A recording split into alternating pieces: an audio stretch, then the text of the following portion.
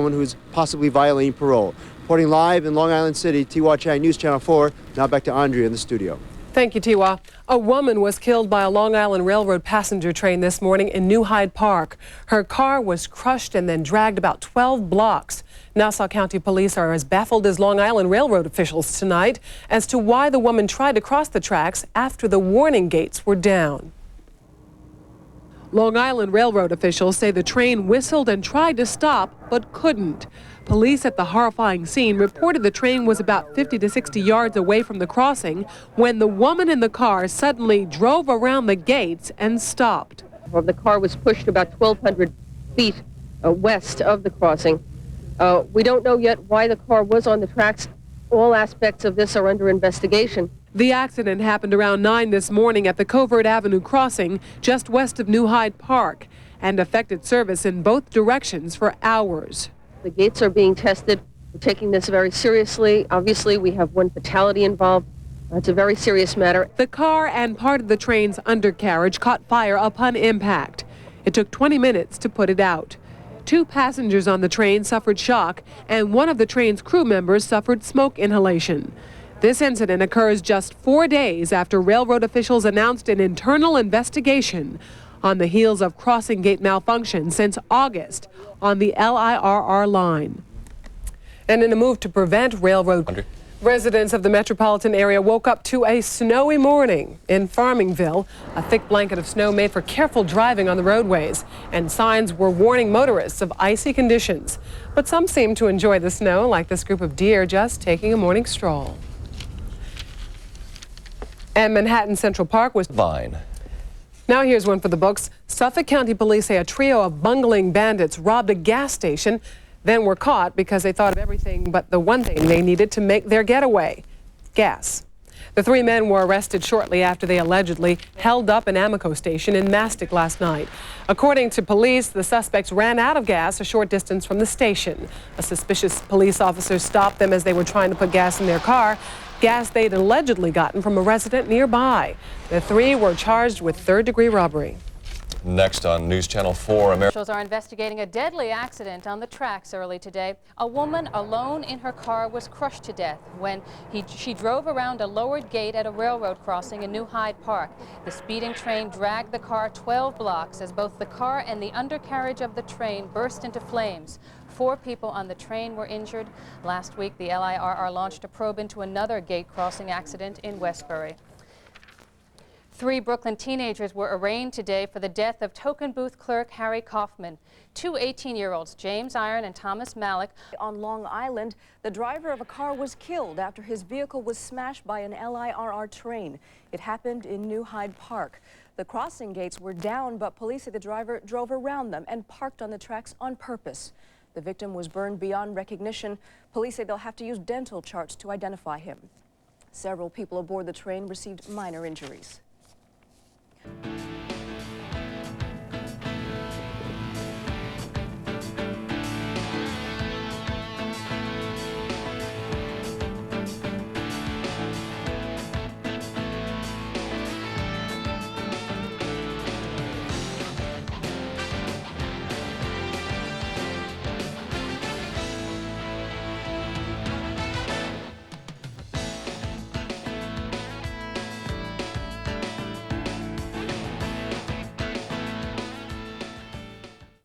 UPN 9. Fire early this morning. Suffolk County Police are investigating the blaze that started around 5 this morning in a strip mall. The Wyandanch Fire Department was on the scene within minutes, but it was too late.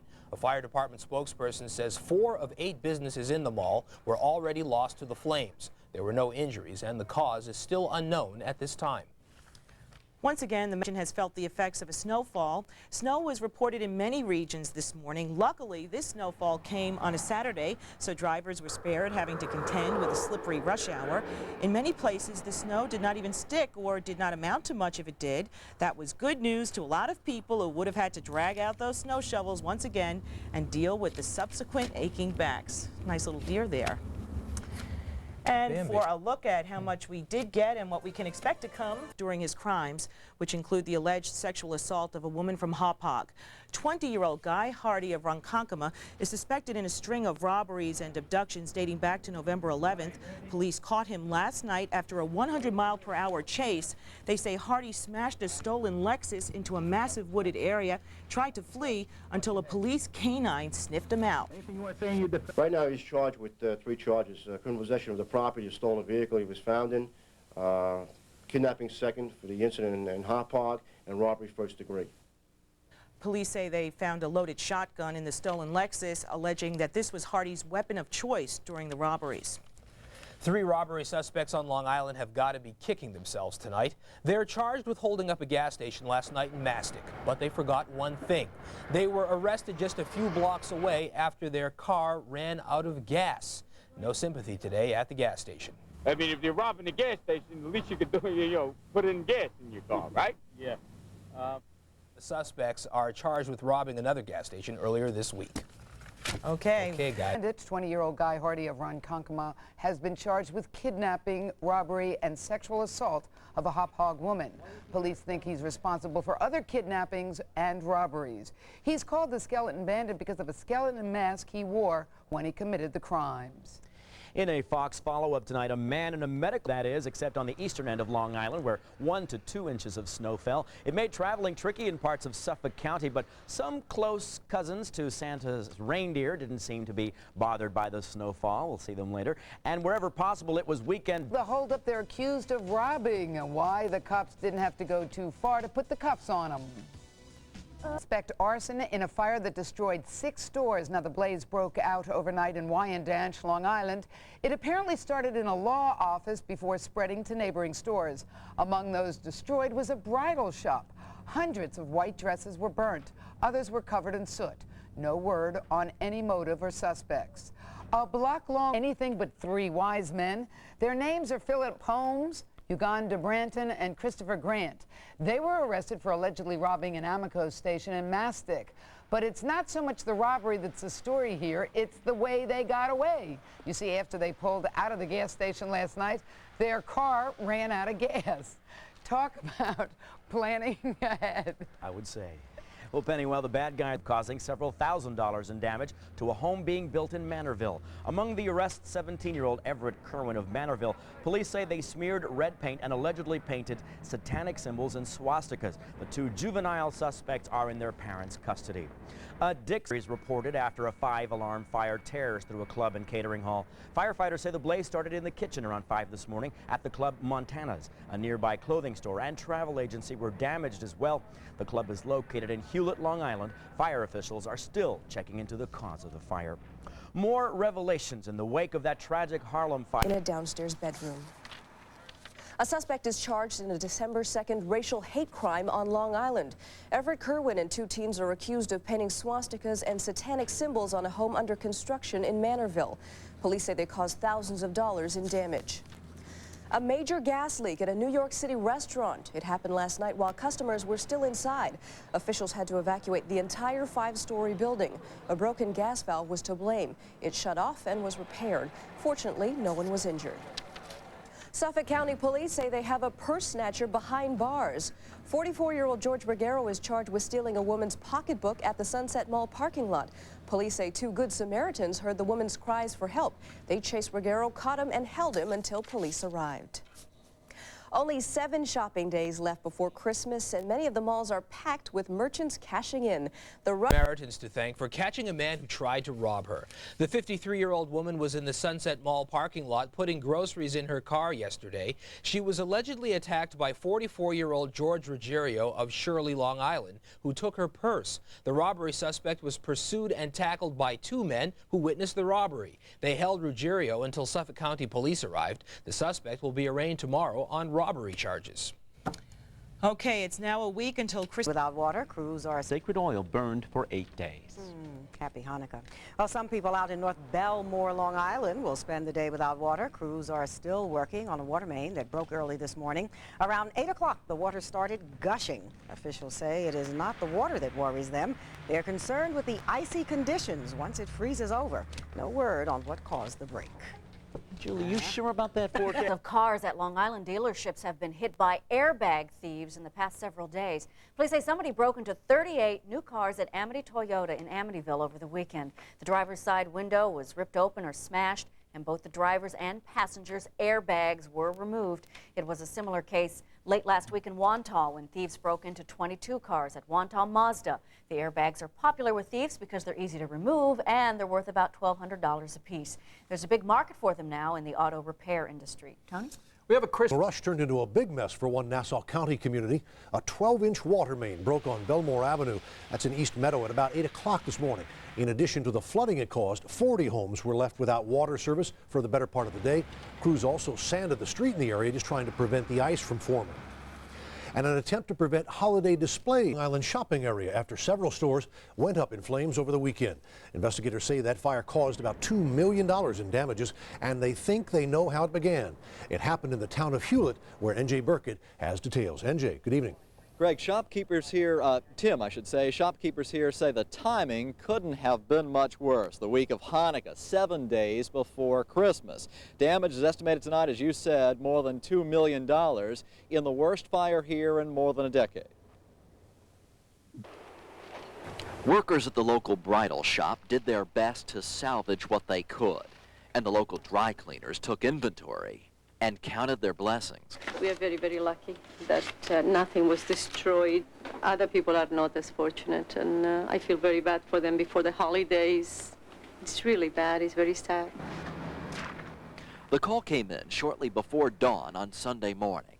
It went to 6 alarms, 125 firefighters from 7 separate departments. The fire raged out of control for more than an hour. By the time it was over, this had been wiped out. The fire was hot enough to bend steel beams. You could actually see the tar from the asphalt built-up roof running down like a river. Dennis Sheridan is the chief of the Hewlett Volunteer Fire Department. We were very fortunate that building was not occupied when we had the fire.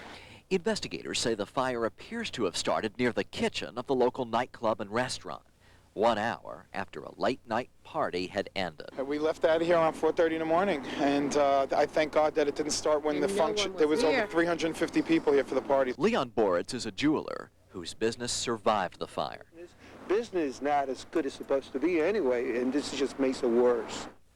Fire marshals reached late this afternoon, said it was still too early to say what caused the fire. They will say only that no possible cause is being ruled out tonight.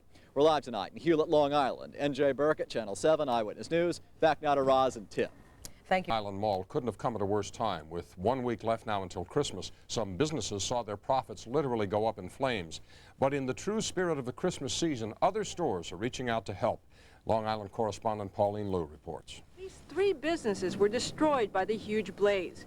Even some of the 12 businesses at the mall that did not burn now worry that their holiday profits have gone up in smoke. It's all destroyed. It's all smoke damaged. It's the week before Christmas. It's Hanukkah week. We can't do any business. It's a big money-making season. Fire officials say yesterday's early morning fire at the strip mall on Broadway was probably the worst to hit Hewlett in a decade, costing more than $2 million worth of damage. This fire burned for approximately a half an hour, 40 minutes undetected, before the automatic alarm was received from the adjacent store. The fire, which is still under investigation, began in the kitchen bathroom area in the rear of a club called the Montana Cafe. Catering director Steve Urzo locked up the club an hour before the blaze broke out and saw nothing suspicious. I do all my point checks when I do my closing procedures, and I know that everything was closed and turned off. Is it possible by Friday? By Friday, yes. Today, businesses that could try to get back into working order, beginning with getting electricity restored. Executive Travel Consultants was one of the other businesses destroyed by the fire. Today, we found them back in business, sort of, even though their office was burned to the ground. For the travel agency with its staff of 18, help came from an unlikely source. A rival agency down the street, Woodmere Worldwide Travel, has allowed them to share their office for as long as it takes. We have to help people when in need. I think that's the right thing to do. Likewise, the Montana Cafe is getting help from competing caterers who have agreed to host several private parties originally booked at the cafe. A show of holiday goodwill from others in the business community could make a big difference in getting these fire-stricken businesses through the most difficult of times. On Long Island, Pauline Liu for the Channel 11 News at 10. We have a lot more ahead on the Channel 11 News at 10 tonight. Airbags are a big-ticket item this year, according to thieves. Nassau County is investigating the theft of airbags from 22 cars at a dealership in Wantagh, Long Island. The airbags were stolen sometime last week. Police say the bags were valued at $30,000. The theft of airbags has risen despite the drop in car thefts. The average airbag costs $750 to replace, and on the black market they can be bought for around $200. Congressman Charles Schumer is planning a bill to require car manufacturers to mark those airbags with vehicle ID numbers. A baby cougar who almost overcome by smoke and died along with his wife and children. Suffolk County cops are searching for thieves who ripped off 38 airbags from cars at a dealership in North Amityville. The airbags are valued at $1,200 a piece. Police say the bags are easy to steal and easy to sell in the black market. You can expect big traffic problems along. Dealership on Long Island is the latest victim of the booming black market for stolen airbags. Police say 38 new cars parked outside Amity Toyota were broken into and robbed of their airbags. The dealer says the airbags cost $1,200 a pop. The damage to each of the cars is another $200. In New York alone, airbag thefts have jumped by 80% in only 3 years. And about 40 homes in North Belmore, Long Island were left without water for the day following a water main break there. The break sent water gushing at the intersection of Prospect Street and Belmore Avenue. Salt trucks were then brought in to melt the ice which began forming on the road. The water, fortunately, is back on now. An off-duty cop is shot, and street artists say they're getting prize for knowing when to go on vacation. You know? That's true. There should be a prize for that. Well, weathermen should know when to go anyway, right? Here's a look outside from Blue Point, Long Island, where you can see that the snow is coming down. It's coming down very heavy. It's not, that picture is not evident of actually how hard it is snowing because of the lighting there. But notice that the roadways are already covered. Now, the roadways have been cleared off there, but look at that. That roadway is covered solid. It's been falling, the snow, at the rate of 1 inch per hour. Hey, move that truck! We're trying to see the snow, for crying out loud. Let's get a look at the snow advisory that's in effect. Twin Forks of Suffolk County, a snow advisory in effect for 2 to 4 inches of snow until later on tonight. So you want to be very careful there. Here's our next ride precision radar. Snow all across the area. Light snow in southeastern New York State. Here in Westchester and Dutchess, Putnam County, Ulster, Orange, Sullivan County, northern Jersey. Here's the next ride precision radar over the last 6 hours. Now watch these shades. Good evening, I'm Bill Butel. A deadly collision on the tracks of the Long Island Railroad this morning. A driver in Blue Point did not want to wait. He cut around the gate only to be hit by an oncoming train.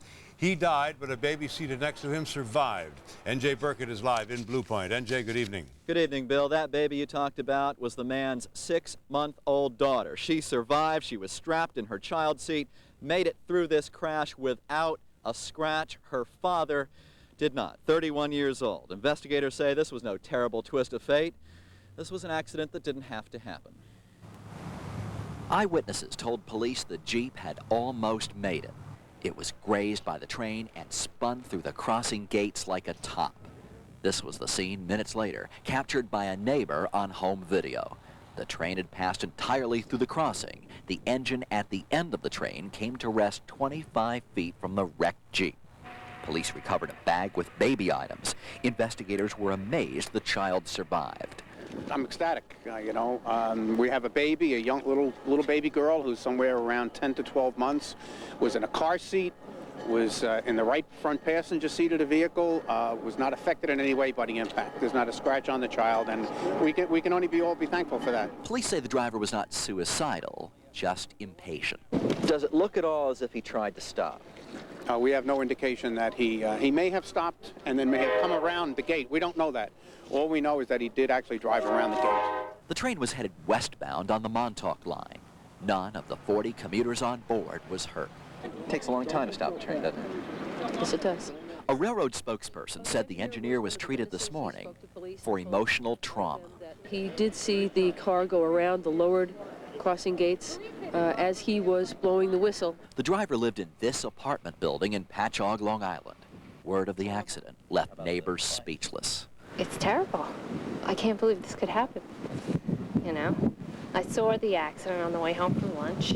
My husband and I were very upset. So, but I'll say a prayer.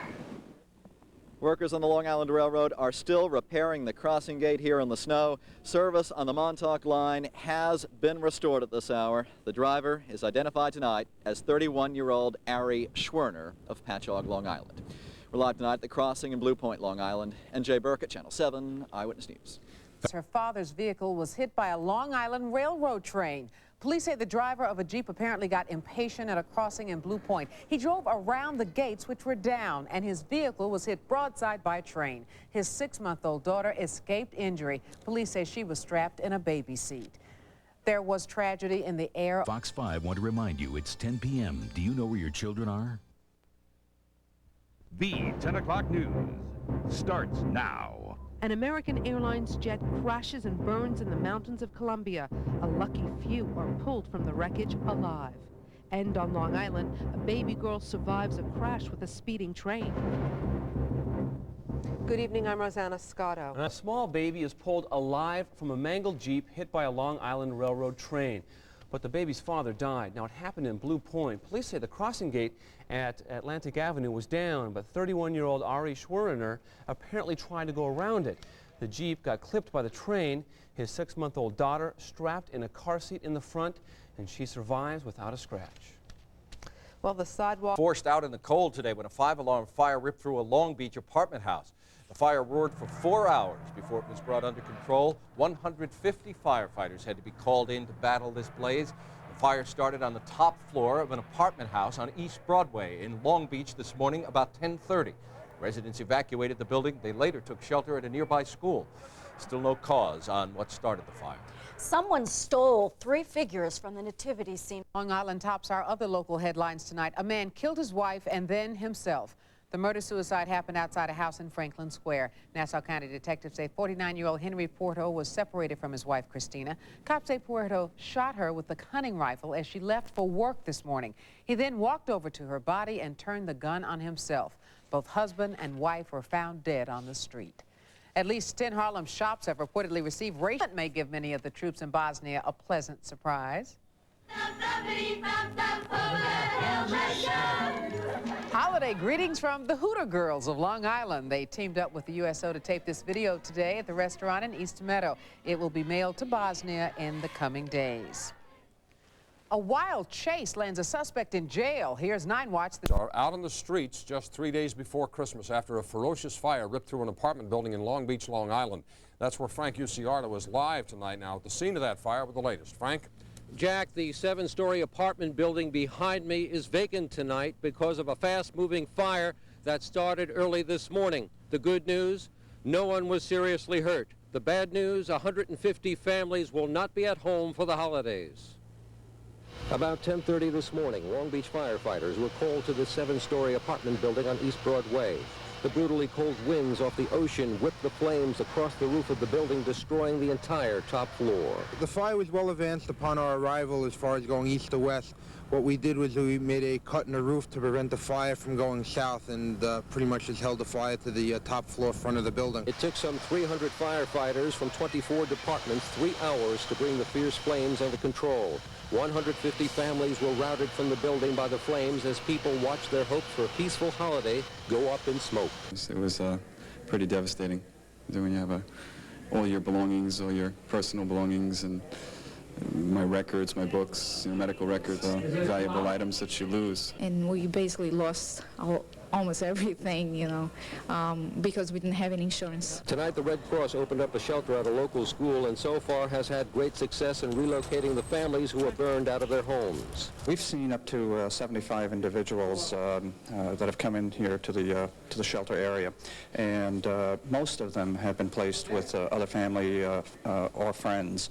We still have about 10 people that are staying here, and we'll assess by 10 or 11 o'clock tonight whether we're going to keep the shelter open overnight. The Long Beach community also reached out to the fire victims, donating piles of clothes and toys for those who lost their belongings in the fire and mounds of food. At the thought of Christmas, talking to people being out of their homes, and came up with this idea to drop off some food. How did the news hit you when he said you can't get back in for almost a year? It was kind of shocking. That bothered me a little bit. But what can you do? We're live, it's Christmas, and nobody got hurt, so it's a good thing. The the fire was accidental, but tonight we have exclusively learned that some residents on the upper floors of the apartment building smelled something burning almost 2 days ago, but failed to report it to anyone. Reporting live from Long Beach, I'm Frank Uciardo. Now back to Kaidi in the studio. Okay, thanks, Frank, for that report. A theft in Manhattan and a very... Long Beach, a fire rips through an apartment building, destroying the entire top floor. The blaze sent people out into the cold into a nearby school. 150 firefighters brought it under control. No injuries to speak of, and so far there's no word of a cause. Short of a miracle. Meet little Angela Marie Ikari. She's less than a month old and at 4 pounds 9 ounces. She is the smallest infant ever to be placed on a heart-lung machine at North Shore University Hospital. Doctors performed open-heart surgery on her last week because she was suffering from congestive heart failure. Since then, she's been spending her time in the pediatric intensive care unit. But today, doctors say she is ready to go home. So fortunately for her and her parents, it looks like she won't be ringing in the new year in a hospital. That's good. And we are happy for all of that. Yes, can you believe this year is almost over? McQueen's family now that their baby is coming home. Angela Marie Ikari is the tiniest infant to undergo successful open-heart surgery on Long Island. She was born December 3rd with congestive heart failure, a defect that strikes only 1 in every 100,000 births. She had the surgery at North Shore University Hospital, and today, the little baby went home. I always thought she would survive. I have great faith in God, and the staff here are great, and we just have faith. Doctors expect the child to live a completely normal life. And kills a man in Nassau County. It happened around 3 in the morning in Elmont. Police say Officer Anthony Raymond was on routine patrol when he noticed a suspicious man.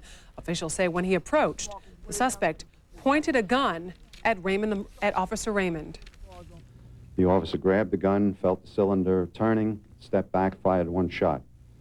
At this point, the subject turned and, in a threatening manner, pointed his gun at the police officer. The police officer fired additional rounds.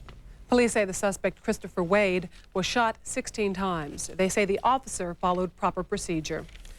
9 suspected Arab terrorists. Controversy over a cop and the shooting of a suspect. 16 rounds were fired, but not one from the gun of a man who is now dead. It happened in Elmont early this morning, and that is where David Navarro picks up our story live. David? Well, police say the officer was acting in self-defense when he fatally shot the man on this street early this morning. But to the officer's 16 shots, the man fired none. And at least one eyewitness believes the man was unarmed. Nassau County Police were called to a known drug location in Elmont, Long Island early this morning to investigate a shooting. But this one involved one of their own. Bullet holes marked the street where 28-year-old Christopher Wade was shot to death by Officer Anthony Raymond, a shooting that police believe was justified. At this point, we believe that he followed normal or proper police procedure, yes. Police say Officer Raymond ordered Wade to move along early this morning in an effort to crack down on drug use in the area. But when Wade refused, the two exchanged words and the officer threw Wade up against a fence. It was then, police say, Wade reached for his gun. Mr. Wade turned and was trying to stick a .32 caliber revolver under his arm to point at the officer. The officer grabbed the gun, felt the cylinder turning, stepped back, fired 1 shot. Police say Wade held onto his gun as he twisted and fell to the ground. The officer kept firing, unloading 1 clip, then reloading another clip, and shooting Wade twice more on the ground as the suspect continued to make threatening moves. But Reverend Eugene Kennedy, watching from his living room window, says Wade appeared to have been unarmed and was no threat to the officer. And he put a fresh clip in the gun. He advanced on the young man that was laying on the ground, and he simply said, "I told you don't move, mother effer," and he put 2 more slugs in him when he was laying right there on the ground. Police say they recovered a .32 caliber revolver at the scene. Wade's friends say it was planted, and tonight they're holding a candlelight vigil in his memory. Reporting live from Elmont, David Navarro, Channel 7 Eyewitness News. Thank you, David. More than 100 people are... You're watching NBC4, the Tri-State News Channel. And now, Jim Watkins, Andrea Hall, Janice Huff, and Glenn Walker. This is News Channel 4 at 11. Good evening, everyone. A Long Island minister says he saw a policeman fire his gun 16 times, shooting and killing an unarmed man. But Nassau County Police say the man was armed and twice pointed a loaded handgun at the officer. News Channel 4's Chuck Gomez has the story. In a Nassau County neighborhood, a candlelight vigil for a man who hours earlier was shot and killed by a police officer. It was a vigil marked by grief as well as outrage. They killed my brother right in the middle of the street. You know, I just got a call like 4 o'clock in the morning. I had to rush all the way from Uniondale. The victim, 28-year-old Christopher Wade, shot just across the street from a playground. Police say Officer Anthony Raymond opened fire and killed suspect Christopher Wade after Wade allegedly pointed a handgun at him and tried to run away. Before it was over, Officer Raymond fired 16 shots. Subject turned and in a threatening manner pointed his gun at the police officer. The police officer fired additional rounds. Eventually, the subject fell down in the street and was approached by the police officer. He advanced on the young man that was laying on the ground, and he simply said, "I told you don't move, mother effer," and he put 2 more slugs in him when he was laying right there on the ground. On this evening, residents accused Officer Raymond of harassing black residents in a neighborhood where police claim drug activity is rampant. Justice has to be done. So let every black person, Hispanic person, white person that live in this community, let them stand up and take heed to what's going on, because it's not going to stop here. It's going to continue. While relatives and community leaders are demanding that an independent counsel be appointed to investigate what they call a clear-cut case of excessive force, police officials are at this time insisting that in their view, Officer Raymond appeared to follow proper police procedure. In Elmont, Chuck Gomez, News Channel 4. And the Nassau County District Attorney's Office is conducting a separate investigation into the death of Christopher Wade. Suffolk County police are trying to identify a woman apparently murdered in Brentwood. Police say they found the half-dressed body in the backyard of a vacant house today. A neighbor apparently discovered the body this morning. The victim is described only as a white female. An autopsy will be performed to determine just how she was killed. Police in the Bronx dead after a run-in with Nassau cops. Police say that they used deadly force only after the man pulled a gun. But one witness says the cop didn't stop shooting until the suspect was dead. Susan Kelleher is in the newsroom right now with the very latest. Susan. Linda, the issue here isn't whether Christopher Wade had a gun, but why the officer fired as many as 18 shots and why he kept firing even after Christopher Wade was on the ground and bleeding.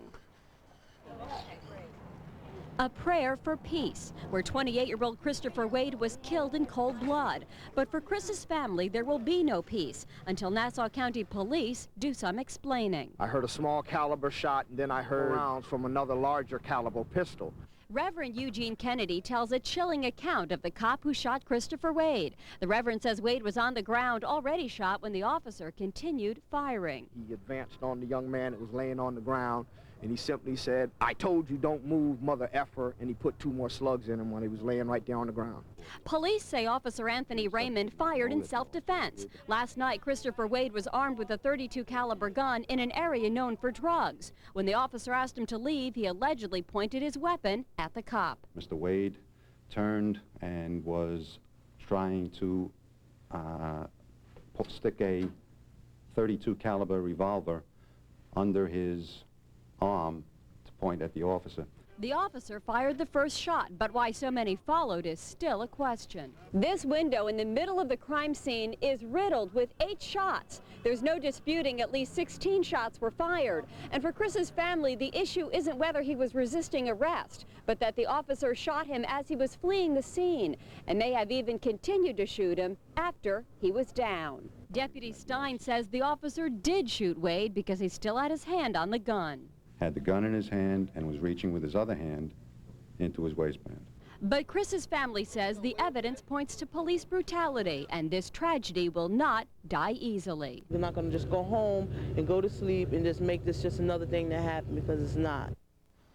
Tonight, family and friends gathered at the crime scene for a vigil to remember Chris. The officer is off the street while investigators look into that shooting. Linda, back to you. All right, Susan, thanks very much for that report. Now, the family has asked the NAACP to investigate the shooting. Mario? Around a cop shooting on Long Island. This evening, friends held a candlelight vigil for a man killed by a Nassau County police officer who opened fire with 16 rounds.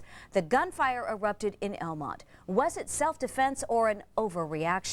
David Navarro has our report. Candles burned where only hours earlier bullets blazed through the air.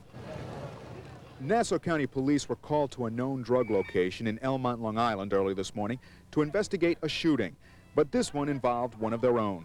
Bullet holes marked the street where 28-year-old Christopher Wade was shot to death by Officer Anthony Raymond, a shooting that police believe was justified. At this point, we believe that he followed normal or proper police procedure, yes. Police say Officer Raymond ordered Wade to move along early this morning in an effort to crack down on drug use in the area. But when Wade refused, the two exchanged words and the officer threw Wade up against a fence.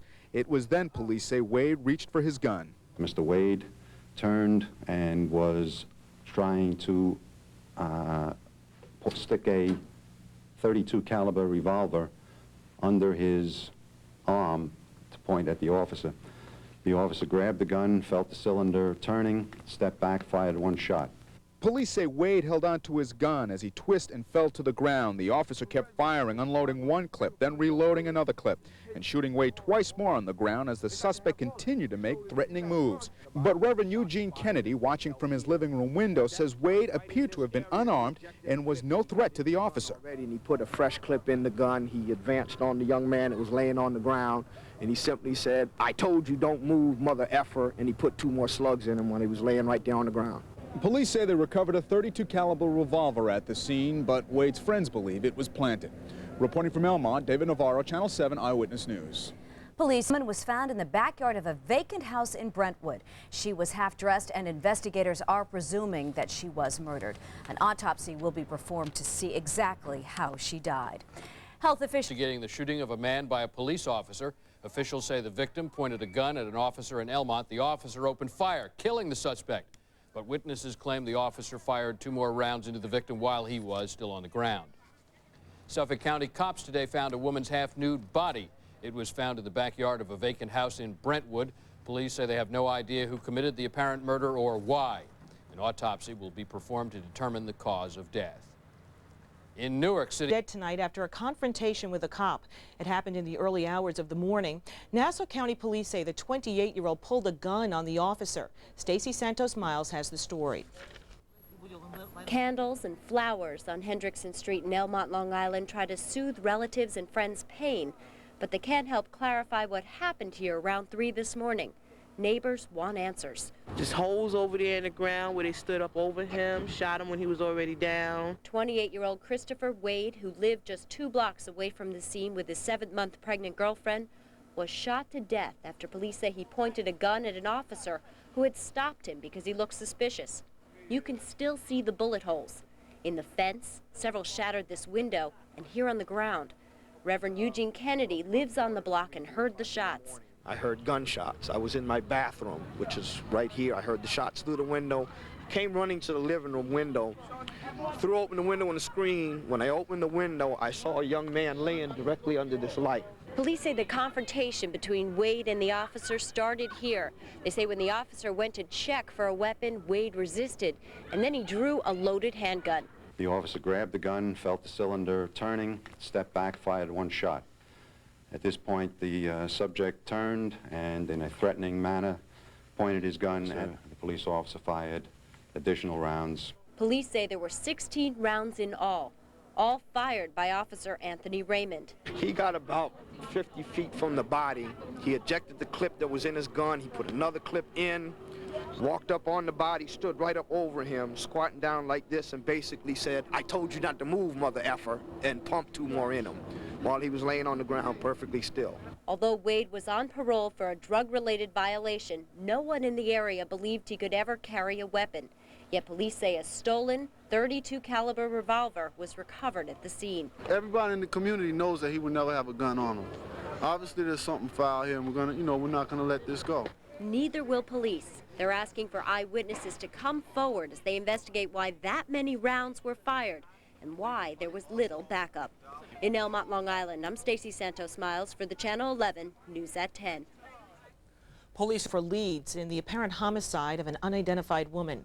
Cops are waiting for autopsy results on a half-dressed body discovered behind an abandoned house by a neighbor in Brentwood this morning. Police aren't sure how long the body had been there before it was discovered. So far, no clues as to the identity of the woman. This holiday, a life lost in the line of duty, a fallen hero, and a baby who will be born without a father. A firefighter died after a blaze in Jamaica, Queens. Eric Glasser has the latest.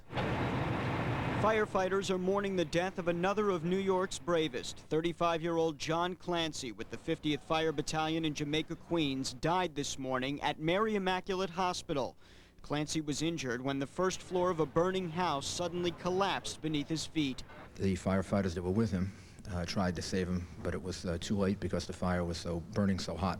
Neighbors described the building where Clancy died as a crack house with a history of trouble. Throughout the day, investigators poked through the ashes and questioned squatters who used the abandoned building for shelter. This is a building that had been used for crack and prostitution, and this fire probably should not have happened.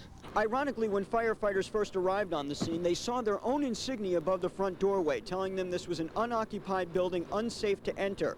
But neighbors told them there were people staying inside the home. Had it not been for reports of people being in this building, our standard operating procedure would be an outside operation. To not go in. Not go in. His comrades say John Clancy was born to fight fires. His father, who was a deputy chief with the department, died about a year and a half ago. John lived in Oakdale, Long Island with Dawn, his wife of 10 years, who is 6 months pregnant with their first child. I know it sounds like a cliche, but John was just he was a sweetheart of a guy. There wasn't a nicer guy on this earth. Always willing to help, always willing to put himself out to help other people. And you couldn't find a nicer person. You really couldn't. In Jamaica, Queens, Eric Lasser, Fox News. Clancy is one of... Cause is now under investigation. And cops on Long Island are looking for the person responsible for putting a pipe bomb under a car. The explosion happened overnight while people were gathered at a party in East Northport. The bomb damaged the driver's side of the car, but no one was hurt. The man, they say, pretended to discover the body of a missing woman. 31-year-old Donnie Batts is accused of killing Maria Garcia of Smithtown. She was a real estate agent and was looking at a house across the street from where Batts lived. Police say Batts killed her in his house last Friday, then dragged her body to a vacant lot nearby and called police. Police in Brooklyn say they have caught a man. Today, Suffolk County Police have now arrested the man who reported finding the body of a woman behind a vacant Brentwood house. Today, police arrested Donnie Batts in connection with the death of Maria Garcia, a real estate agent. Her semi-nude body was found Saturday behind this vacant house. Batts, who lived next door, had originally called police to report the body. Now police say they believe that Batts killed Garcia after inquiring about the home. They say he then moved her body from his house to the vacant one. Still to come on the news at 10. If your New Year's resolution, County Police spent the first day of the year finishing up the paperwork on one of the final murders of last year. Real estate agent Maria Garcia. Police told Uniquan the man who said he discovered it actually did it. Police say 31-year-old Donnie Batts was out on parole at the time of the murder. He'd been arrested for rape in 1990 and spent jail time. They say he's confessed to the murder on videotape. It was he who led police to the body at the boarded-up house next door. He told us that his intent was to rob Mrs. Garcia and sexually assault her. And did that sexual assault take place? That's not clear to us right now. We're still waiting for the results of the laboratory analysis. Homicide detectives say 53-year-old Maria Garcia was slashed to death. Police say Garcia had come to check on this house, which is currently on the market. As she was leaving, Batts came out of his house across the street and engaged her in a conversation about real estate. She followed him inside his house to continue the conversation, and police say she was attacked right inside the front door. She's looking down upon us right now. She's a beautiful person. Her 3 children, who had gathered at the Garcia home in Smithtown for the holidays, now gathered together in grief. Though she hadn't been feeling well that Friday, they say the devoted real estate agent had kept her afternoon commitments. Her daughter was the last person to talk to her on the phone. I really wish I did tell her I love her because she was a great mother, a great wife, great friend. It makes me feel good that they made an arrest. I had to commend the police work and the detective work. They were very good. But unfortunately, that doesn't bring back what I lost or what we lost. The murder has sent shivers through the community of real estate agents who often work alone. It makes us more aware and more alarmed. I mean, I read all the realtor magazines, and it's sort of like, you know, it hits home because this could happen to me. Police say Batts has confessed to robbing Garcia of $92. And a family is robbed of a devoted wife and mother. In Brentwood, Long Island, Uniquan, Fox News. Bat is being held without bail. Was held today for the Long Island firefighter killed in a Queens fire. 35-year-old John Clancy was checking for squatters in a vacant building that went up in flames on Sunday. Authorities say he fell through the floor and was killed. He leaves behind a wife pregnant with their first child. A Queens man faces murder charges for setting the fire that killed Clancy. We have much more ahead tonight on Eyewitness News. Madonna's broken. Taking extra precautions this evening. This after a realtor was lured to her death over the weekend. News Channel 4's Chuck Gomez has our story. In Smithtown, a family embraced in a moment of grief. They mourned 53-year-old real estate agent Maria Garcia, an Argentine immigrant and mother of 3, killed pursuing the job she loved. People have to be more cautious as to where they're going to be going from now on. My mom thought everybody was very trusting. You know, she didn't expect this to happen, I don't think at all. Garcia's body was found behind this Brentwood home that was under foreclosure and for sale. Garcia had inspected the home as part of her job. Police charged 31-year-old Donnie Batts, charging him with second-degree murder after he allegedly lured her into a nearby home where he raped and robbed her before killing her. The ruse, he said he wanted to discuss a real estate transaction. Maria Garcia was like many middle-aged women in this community who look to work as real estate agents as a way of supplementing family incomes. Now other real estate agents worry about their safety. I never think about that something is going to happen. I always trust on people, and I think working in this kind of job, I have to be able to meet a lot of people, and you never know, you never be careful, but I think from now on, I will have to ask somebody to go with me. Anybody can come, have to come to the office, make an appointment, and, you know, everybody can see where you're going on with what person. At ERA Quality Homes, where Maria worked, her desk remained as she left it when she disappeared last Friday. Many who work in real estate say risks are sometimes part of the job. We dream to have that kind of calls. We dream to have somebody to tell us, listen, inspect my house, I want to sell it. It's very difficult. It's very difficult to prevent this. But for Maria Garcia, a prospective sale ended in tragedy. Chuck Gomez, News Channel 4. And there will be a wake for Garcia this evening. Long Island headline our other local stories. It affects 2,800 kids in the town of Roosevelt. Schools there are closed indefinitely. The school board shut the doors because of safety violations. The state is threatening to take over the problem-plagued district. A decision could come as early as tomorrow. An escaped mental patient has been found unfit to stand. Turn out today on Long Island to pay their respects to a New York City firefighter killed in the line of duty on Sunday. Lieutenant John Clancy was 35 years old. He was a firefighter for 9 years. He was killed when he fell to the floor of a burning house in Jamaica, Queens. He was looking for possible victims. Officials have described the structure as a crack house, believed to be a haven for drug dealers, squatters, and prostitutes. A paroled drug offender has been charged with starting that fire. A funeral mass for Clancy is scheduled for Thursday. 2 people were killed this week, allegedly by bringing a big change to Long Island. Nassau County's first legislature was sworn in today in Garden City. 13 Republicans and 6 Democrats were elected last November to replace the old Board of Supervisors. The county switched to the legislature after a federal court ruled that the board did not fairly represent the voters. A memorial opened today to the... This is the Tri-State Area's news leader, Channel 7 Eyewitness News, with Greg Hurst, Roz Abrams, Sam Champion with the exclusive AccuWeather forecast, and the Eyewitness News team. Now, Eyewitness News. The snow has stopped falling, but it's not over. This car on Long Island is a vivid example of how a slick layer of ice is now making the roads in our area very dangerous tonight. Good evening, everyone. I'm Diana Williams in for Roz Abrams. I'm Greg Hurst. We'll have more on the story. Well, crowds have gathered to say goodbye to John Clancy, one of New York's bravest, who died in Queens as he searched a burning building. Lara Spencer is live at the funeral in Blue Point, Long Island, with the latest on this story. Lara? Well, Marianne, in his 9 years of service, Lieutenant John Clancy made quite an impact with colleagues. The church is filled to capacity with co-workers and friends, including Mayor Giuliani and Fire Commissioner Howard Safer. And outside, you can see thousands more are standing in the bitter cold to pay respects. John Clancy was the 4th and last firefighter killed in the line of duty in 1995. Queens firefighter John Clancy made his final ride with Engine 298 this morning, sadly, on his funeral procession to the Our Lady of Snow's Roman Catholic Church in Blue Point. Bagpipers set the somber tone for thousands of firefighters from all over the East Coast, making the pilgrimage to pay their final respects. Anytime you lose one of the guys, it's you think about the guys that you have lost, and you could have known them, and the guys you work with, and the situation's pretty upsetting. Lieutenant Clancy died early New Year's Eve while battling a fire in a building in Queens. According to Deputy Chief Joe DiBernardo, the building was a haven for squatters and crack users, but like a true hero, Lieutenant Clancy plunged in, searching for victims.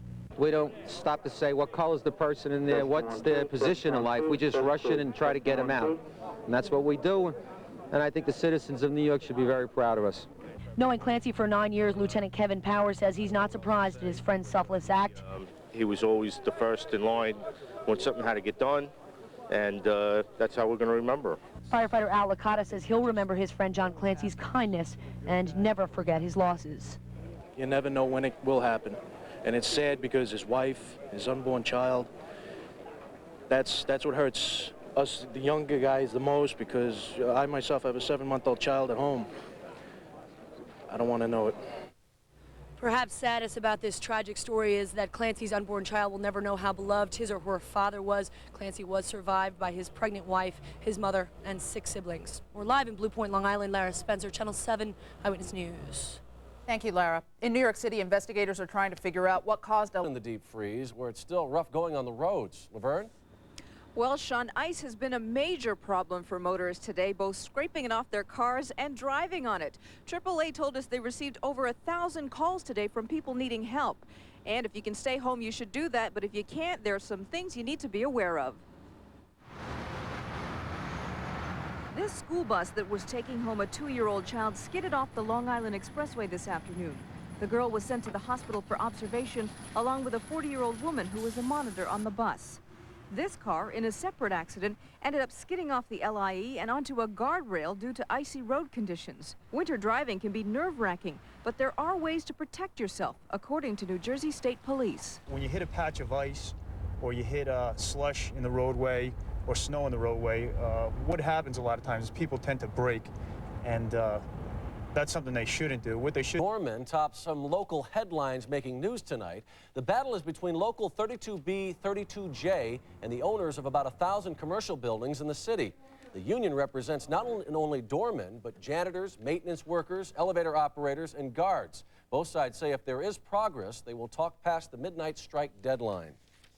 The New York State Board of Regents has voted to take over the trouble-plagued Roosevelt Long Island School District and bounce the local board. The vote comes one day after the local board abruptly shut down schools because of numerous problems, including deplorable conditions at the high school. The Regents hope to have the schools fixed and ready to be reopened by next week. Well, someone is stealing computers from Newark schools. 3 elementary schools. In line was delayed for only a couple of hours, and Metro North says everything is back to normal now. Well, driving around today could get you in a whole lot of trouble, like the driver who spun out on the LIE in Hicksville, or the school bus in Holbrook that skidded, turned over, and slid on its side into the oncoming traffic. Only 2 minor injuries. Walking in Manhattan meant walking on ice, unless the guy with the scraper got there first, and trying to get above it all still meant some delays, although LaGuardia and the other 2 major airports did stay open.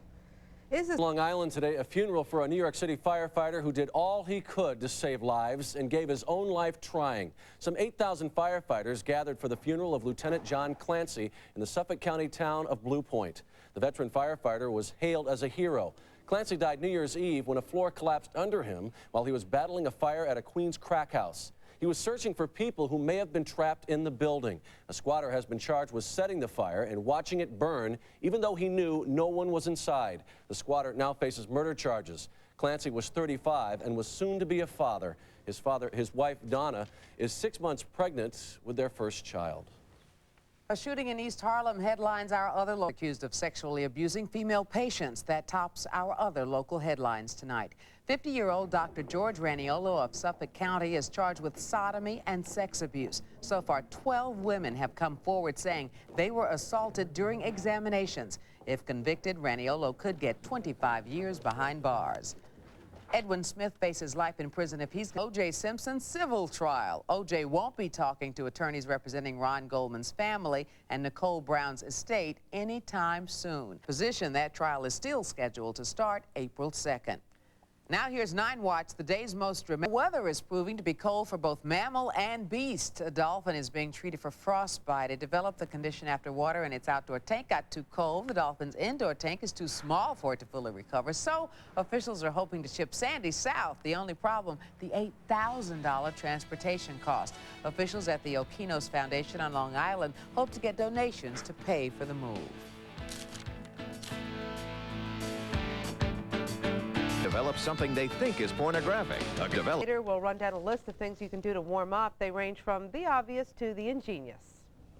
We humans aren't the only ones suffering from the bitter cold. A dolphin being treated at the Okinos Foundation on Long Island got frostbite.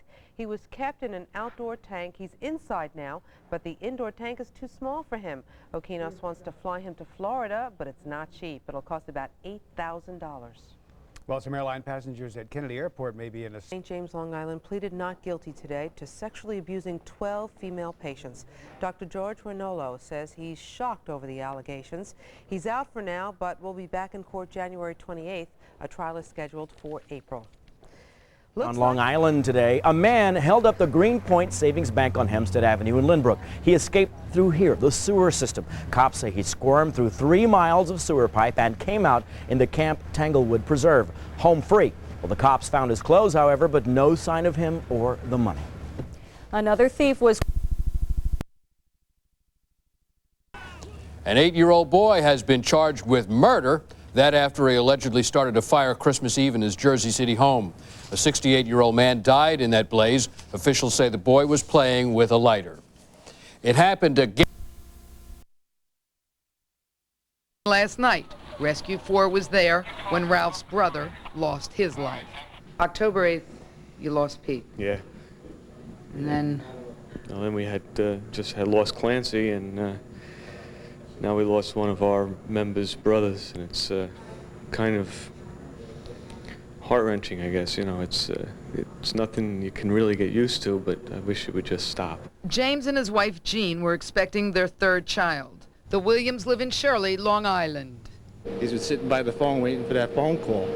So unfortunately, she got the first phone call. Penny Crone. The way to go if you have to go to work tomorrow, even though train lines in our area will not be running on normal weekday schedules. Many people like these in Plainview, Long Island, spent the evening trying to shovel the snow, but it was a losing proposition. Their walks will be filled again by tomorrow morning. New Jersey and New York are under states of emergency, and Long Island, Nassau County declared a traffic snow emergency, meaning emergency parking was prohibited on all county highways, and travel should be restricted to only essential needs.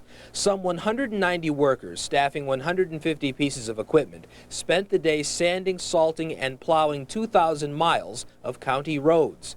And residents were out even before the snow ended, trying to begin what will be the long task of digging out from the blizzard of '96. Well, obviously, it's going to be a far from typical commute. If you do have somewhere to go, call ahead, make sure, because a lot of appointments are being canceled. Reporting live from Ridgefield Park, Laverne Atkinson, UPN 9 News. Thank you, Laverne. And Nassau County declared its state of emergency at 2 p.m. this afternoon. That was long before the brunt of the storm hit. Nassau put 190 workers and 150 pieces of snow fighting equipment on the 2,000 miles of county roads. Long Island was hit by 10 to 14 inches of snow by early evening, with much more on the way. As it stands now, county offices will be open, though, tomorrow. On Long Island today, thousands of firefighters gathered to bury another colleague killed in the line of duty.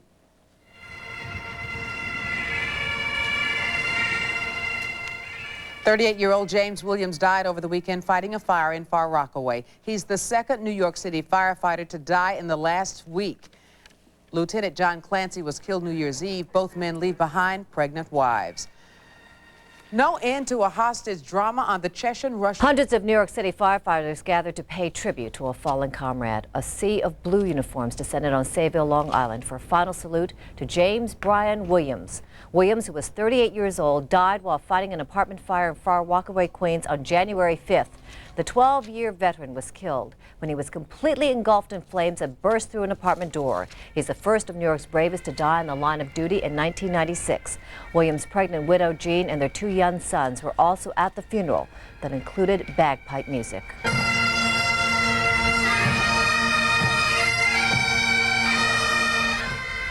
Williams joined the fire department on September 7, 1983. He was awarded the fire department's Holy Name Society Medal for a rescue in 1992.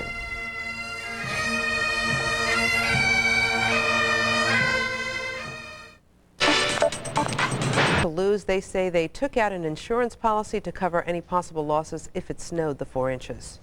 Rosanna, a Rockville Center man, is under arrest tonight. He allegedly entered South Nassau Community's Hospital with a gun and demanded morphine. The police got there just in time to catch 47-year-old William Britton running from the hospital. The morphine, syringes, and handgun were recovered. Britton now faces charges of robbery. A funeral on Long Island from becoming a catastrophe. The roof of this wall-bound supermarket could not hold the weight of tons of snow. And at around 5 p.m., the building began shaking and groaning, and the ceiling tiles suddenly began popping.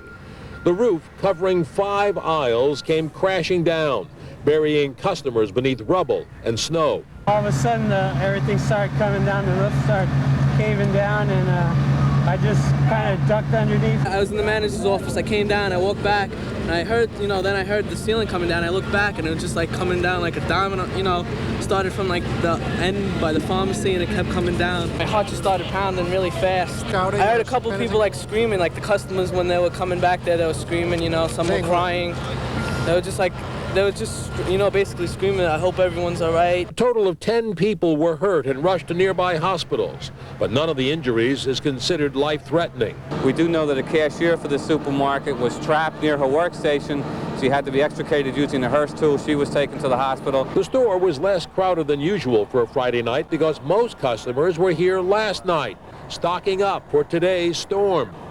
Work crews brought in a crane tonight to remove an air conditioning unit hanging gingerly at the edge of the roof before resuming the search for more possible victims. We have a Nassau County Police helicopter that's flying overhead to see if it can pick up anybody inside. Definitely weather related with the snow and the rain from today definitely caused the collapse.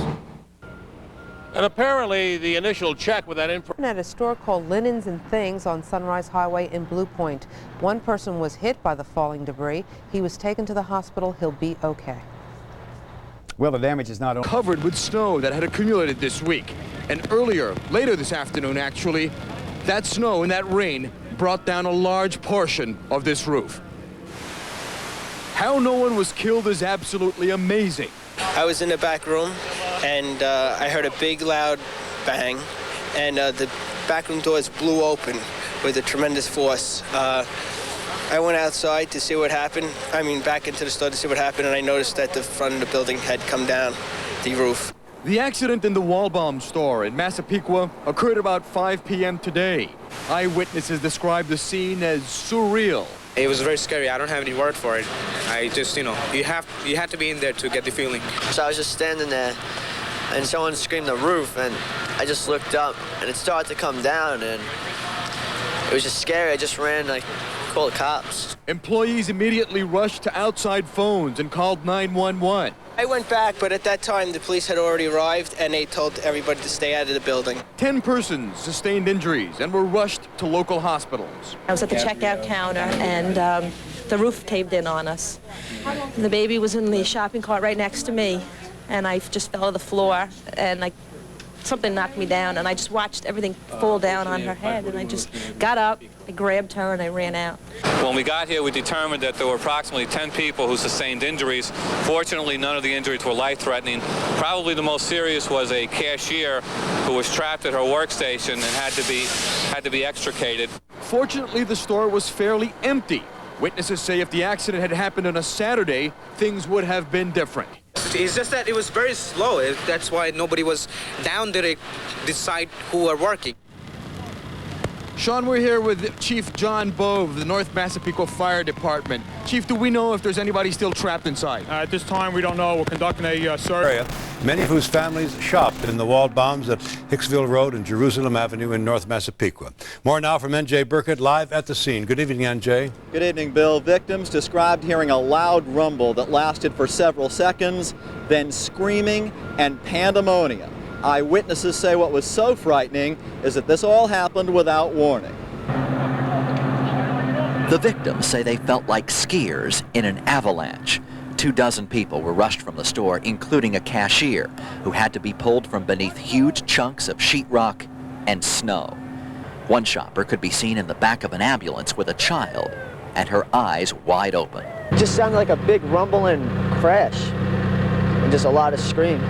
Dan O'Neill is a cashier. Dave Soul is a deli clerk who said all he heard was a powerful crash. You know, then I heard the ceiling coming down. I looked back and it was just like coming down like a domino, you know, started from like the end by the pharmacy and it kept coming down. I thought it was going to keep going, but it just stopped. And it just stopped after a while. At least 50% of the ceiling is believed to have collapsed. Much of it landed in the checkout line.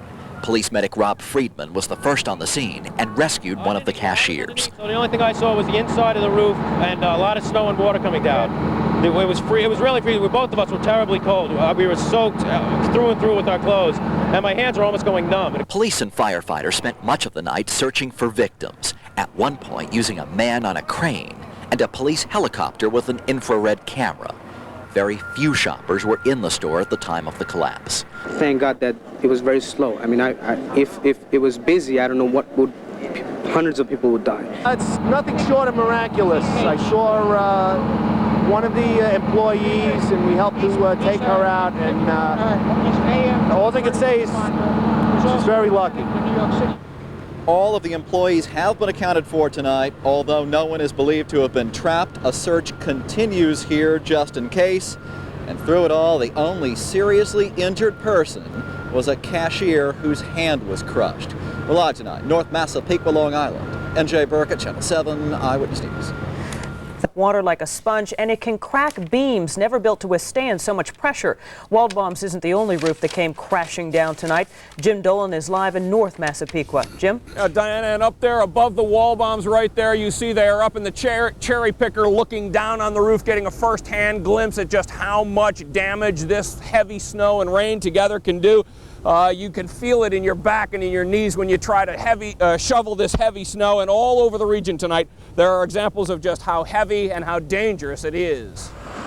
In Harlem tonight, the congregation of St. Philip's Episcopal Church is saddened by the collapse of the church's roof. St. Philip's is the oldest African-American church in Harlem, and it's believed heavy snow led to the collapse that damaged the sanctuary and left a repair bill of about $1.5 million. And in Voorhees, New Jersey, the roof of a former printing building collapsed, injuring 5 people, none seriously. Again, the weight of the snow, the main culprit. And in this case, one person was trapped inside. He probably was under either snow or water. They passed him some oxygen. He was talking. He was, obviously alive. And we're glad that everybody's safe. That's the main concern. And in Blue Point, Long Island, at a store called Linen and Things in the Gateway Plaza, partial roof collapse. No one injured here, but heavy damage to the store. The problem with this weather is you had snow on roofs, and then we got rain today, which adds to the weight of it. And in some cases, the roofs are not designed to handle this type of weight. So what to do to avoid this kind of thing? Well, just like in the summer, a clean drain helps. Biggest thing, I think, is to keep your drains, if you can, keep the drains clean, because what's happening is the ice is freezing up in the drains, and the water can't run off the roof. And it backs up, and then you got a lot more weight on the roof. So if there's any way to keeping the drains, whether it's a homeowner or a business, keep your drains free of ice. It is Friday night. You may be thinking of using the next couple of days to clear away some of this snow. Keep in mind, it is heavy enough to buckle roofs like that one. Take it easy as you try to shovel it. Market at the time of the roof's collapse, but they can't be sure, and they need to do a search inside. Now, for hours, you can see these huge cranes. They've had them here. They've been trying to secure a huge air conditioner, which I'm told was dangling from the roof of the supermarket. Just moments ago, they secured it, and I saw the first team of firefighters. You can see them now. Just went in looking for any possible victims. The picture is amazing. Just look at the avalanche of snow inside this North Massapequa Waldbaum supermarket. The story of those who were inside when the white stuff came crashing down is nothing short of incredible. All of a sudden we heard this rumbling, and then all of a sudden like the ceiling started falling down, and I ducked to hold my head, and then all of a sudden I waited for the sound to stop, and then I looked around, and then I just went out, and I saw people it was like all over the registers. It fell all over the office. Still trembling, Mark Brady told us how one minute he was buying stamps and the next he was running for his life. And all of a sudden everything started coming down, the roof started caving down, and I just kind of ducked underneath where the books were, and finally it stopped. Nassau County Police say 10 people were injured, none seriously. And according to this North Massapequa fire captain, it was by the grace of God that only about 25 people were in the store when the roof came crashing down. This place is usually packed with people, especially in the area of the cash registers. That's where everybody is most of the time. And we thought we were going to find at least one person down every aisle of the the cash registers that we saw, and it was only one. Everybody else happened to get out. It did not take officials long to come up with a cause for the roof collapse. 25 inches of snow from this week's blizzard. We believe at this time that it was the load of snow on the roof that caused the roof to collapse. And obviously today's weather with that rain might have made that. Makes the snow heavier, increases the potential for stress to the roof and the collapse. Right. For most of the night, large cranes worked to secure a dangling 45-ton air conditioning unit, after which K-9 unit search teams will go in. Meanwhile, a helicopter equipped with an infrared camera scanned the store looking for a heat source, which might indicate other victims. Now, as I mentioned earlier, that search for any other possible victims has just begun. They've secured the air conditioning unit. The first team of firefighters has just gone in. Also, there are unconfirmed reports that after Monday's blizzard here, some employees noticed some debris falling from the roof. Crash of a school bus and a car in Suffolk County this morning. It happened on Old Country Road in Melville. Police say a car traveling eastbound hit a patch of ice and spun into the westbound lanes. The car was then hit by a school bus carrying handicapped adults. Both drivers suffered minor injuries. All of the passengers were okay. Long Island, of course, is still reeling from the blizzard, but compared to that, today's news, Long Island officials were back on the scene of a roof collapse. They were there to check the rest of the structure and to assess the damage. The roof came down last night. Officials say snow piled up on top caused it to cave in. 11 people were injured. Fortunately, no one was killed. In Teaneck, the roof of a National Guard for her life tonight at Nassau County Medical Center. In a bizarre accident last night, the 3-year-old became entangled in a long scarf that adorned her stuffed animal. She was found hanging by the neck and unconscious by her mother. Doctors say she is in critical condition and on a respirator. President very much alive. Amazing that more people weren't hurt, let alone anybody killed, something like this. How do you feel today? Shocked. This Waldbaum's manager was inside the Hicksville Road store when a huge section of roof over the checkout area gave way. Mountains of snow and debris went crashing into the aisles, leaving about a dozen people hurt. Among the more seriously injured, a cashier who was trapped in the rubble, then pulled to safety by firefighters and hospitalized overnight for wrist and knee injuries. It makes you wonder why anyone caught up in all the hellish chaos would return to the scene so soon. What brought you back here today? Just wanted to see what was going on, everybody was all right. At this point, authorities believe it was simply a matter of Mother Nature at its very worst, which brought the roof down, because this Waldbaum's has no history of any structural problems, and they say it was built according to code. There wasn't any building code violations. That's already been determined? Yeah, we've been on the site since this happened. I've got a structural engineer and an architect going in.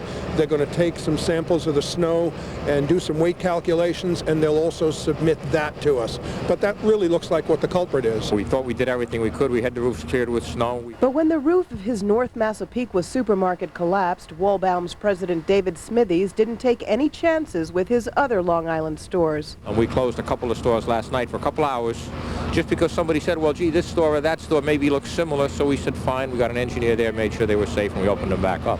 By mid-afternoon, workers completely removed a 9,000-pound air conditioning unit that was dangling at the edge of the collapse. Engineers were then free to shore up under the main girder holding up the roof. Put a temporary store or a temporary building structure in front of the actual front of the building here, and they're going to move all the products and everything that's was down into the store into that area. Once they do that, then they're going to do a major repair on the roof, and hopefully they can get back in business. Doors could reopen in just a few weeks. Ellen Marks, Channel 11 News at 10. All that snow just isn't rough on. A 3-year-old child is clinging to life at Nassau County Medical Center tonight following a freak accident in her home. The little girl was found unconscious in her bedroom last night, hanging from a room divider with one end of a scarf wrapped around her neck. The other end was wrapped around a stuffed animal. Police say she apparently climbed over a chair while trying to scale the divider when the toy got stuck in the chair. Her mother was in another room at the time. The child's name is not being released. She is in critical condition on a respirator. A New York jury has awarded $42 million for a harrowing ride on Long Island. This late model car flipped over eastbound on the Sunrise Highway in West Islip. The driver and his wife were taken to a hospital where they were treated for injuries and released. No IDs were available. The car was apparently moving over to the service road when it flipped over. Well, not only are the roads in bad shape, so are a lot of stores and homes. And another roof collapsed in Long Island at a Mini Mart. The Magic Mirror in Kings Park. Now, luckily, there were no injuries there. And when the snow starts to melt, there could be even more roofs caving in. Susan Kelleher tells us just what to look for. Your snowy rooftop could be a collapse waiting to happen. Some trains had minor delays this morning, but Metro North says they are not weather-related. And the snow is blamed for another roof collapse on Long Island, this time at the KB Toy Store on Great Neck Road in Great Neck. Luckily, no one was in the store when it happened. Well, New York City is not living up to its reputation. Will Metro North be back on track for Monday's commute? What storm-weary travelers face tomorrow? The man who hijacked a hearse and got more than he bargained for. And the new comedy team, George and Rudy, on Saturday Night Live. We'll see you then. This is not your ordinary car theft. A man on Long Island, armed with a screwdriver, hijacked a hearse carrying a dead body.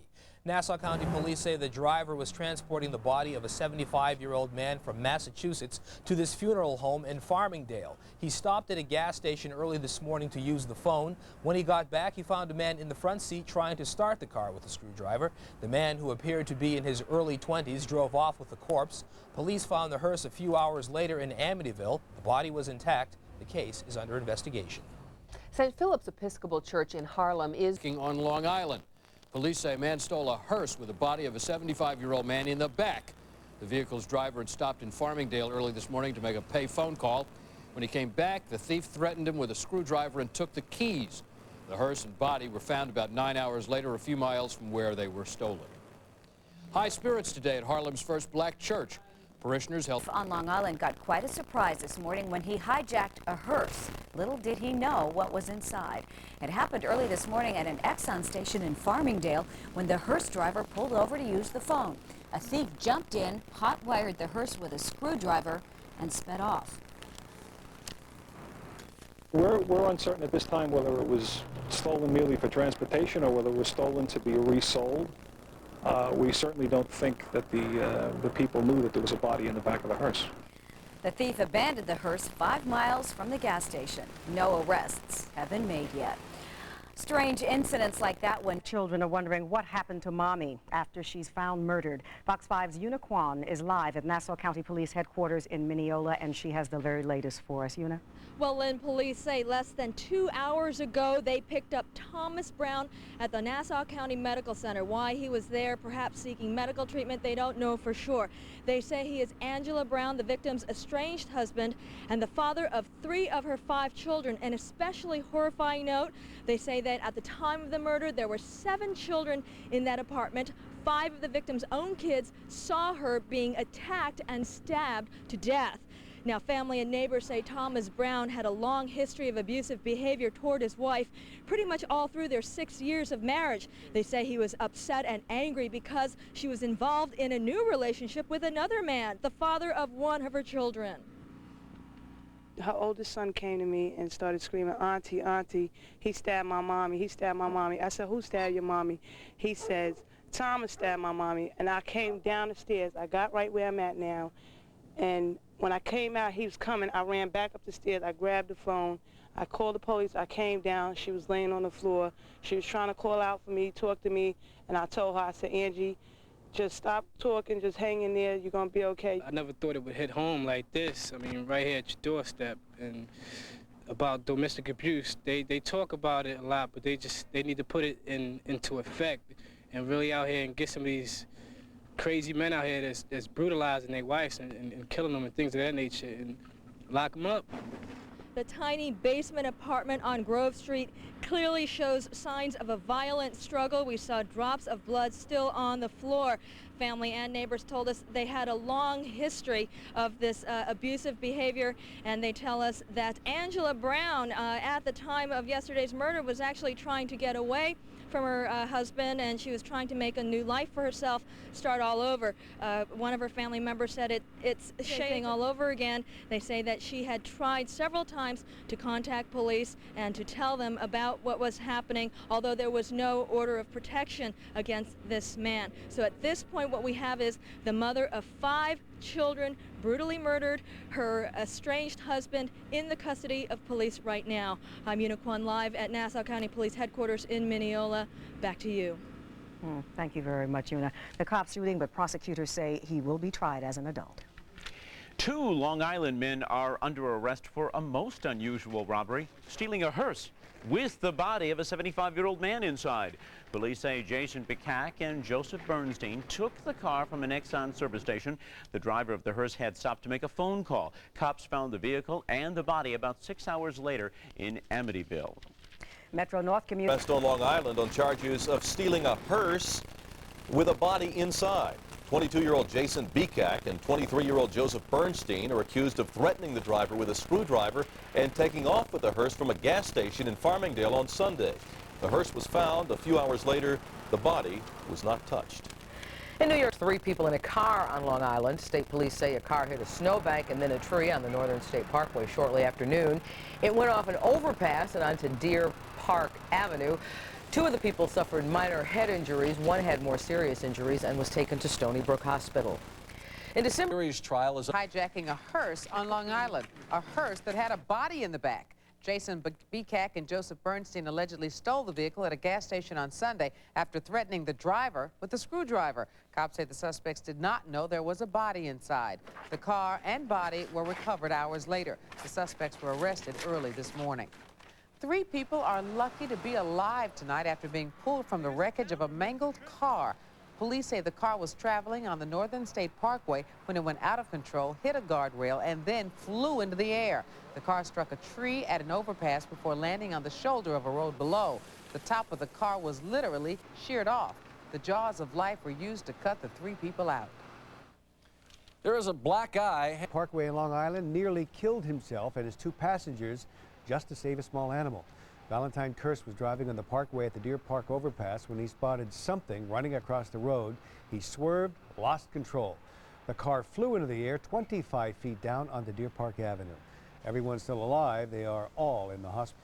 Well, now to the CBS scan. The theft of a hearse, body and all. 2 suspects are under arrest, charged with stealing a hearse on Long Island last weekend. Glenn Thompson has more. 22-year-old Jason Bikak and 23-year-old Joseph Bernstein are under arrest and charged with hearse snapping. Police picked the pair up after receiving a tip they were involved in stealing this 1983 Buick hearse as it was parked in a Farmingdale gas station on Sunday. The driver of the hearse had been transporting the body of a 74-year-old man from Massachusetts to his native Long Island for burial. He got out of the car to call us to let us know he was coming, and someone jumped into the front seat of the car with a screwdriver, and then the gentleman came back out to the car, and the guy came after him with the screwdriver and said he was going to kill him, give him the keys. Apparently, the alleged thieves, who police believe were after the car for parts, didn't know they had a corpse in the back.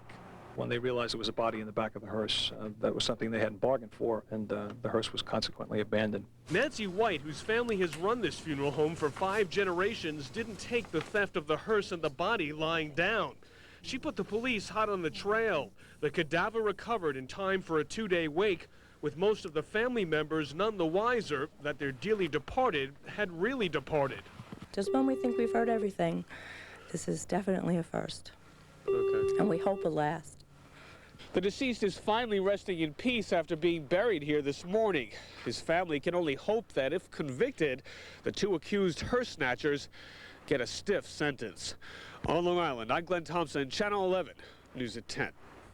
Still ahead as we continue tonight, she was Bethpage, Long Island. Their 4-year-old son fell asleep yesterday on a bus taking him to a school in Jericho. The little boy is seen here with his family. He ended up in the bus garage and was found 4 hours later after the school reported him missing. His father reacted today. Your son not coming today. Having to think of another child going through the same thing, their parents going through the same thing that I've gone through, I wouldn't wish it upon anybody. The Acme Bus Company, which provided the bus, had no comment. Well, it's time now for Local Focus, our part in a TV documentary about people trying to get off welfare. Police say they don't believe that's connected in any way to the kidnapping. In our area, heavy fog is being blamed for the death of a Long Island woman this morning. It happened in dense fog on Route 110 in Melville. Police say the woman had just gotten off a bus and was trying to cross the street when she was struck and killed by a blue sedan. The driver reportedly got out of his car and tried to help the victim. And because of... The 8-year-old Sandra Rodriguez was on her way to work, crossing Route 110 in the fog early this morning when she was hit by a car and killed. Police say the driver, Robert Hauptmann, got out of his car and tried to help Rodriguez. Police gave Hauptmann a summons for driving with a suspended license. So far, no criminal charges have been filed. Severe weather. Deadly on Long Island, a 28-year-old woman was hit and killed while crossing Route 110 in East Farmingdale. Suffolk County Police say Sandra Rodriguez of Lindenhurst had just gotten off a bus street. The driver apparently accelerated when the light turned green and didn't see her because of the dense fog. No criminal charges are expected to be filed. And the fog is also fair condition at Brookdale Hospital. Jack. Heavy fog may have played a role in the death of a woman on Long Island today. The 28-year-old Lindenhurst woman was crossing Route 110 this morning in Farmingdale when she was hit by a car. Police say the fog was very dense, was probably a factor in this fatal accident. The driver got a summons for driving with a suspended license, but he was not charged in connection with the accident itself. And that same fog was also causing... Heavy fog blinds a driver. The woman was crossing Route 110 this morning in Farmingdale when she was hit by a car. She died on the spot. Now, police aren't charging the driver. He says he never even saw her coming because the fog was so thick.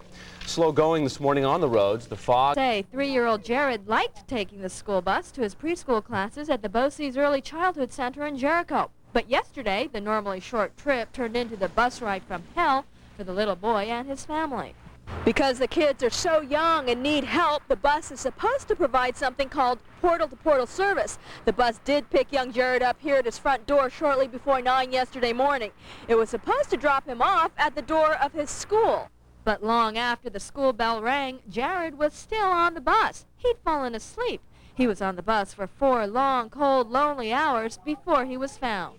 Having to think of another child going through the same thing, the parents going through the same thing that I've gone through, wouldn't wish it upon anybody.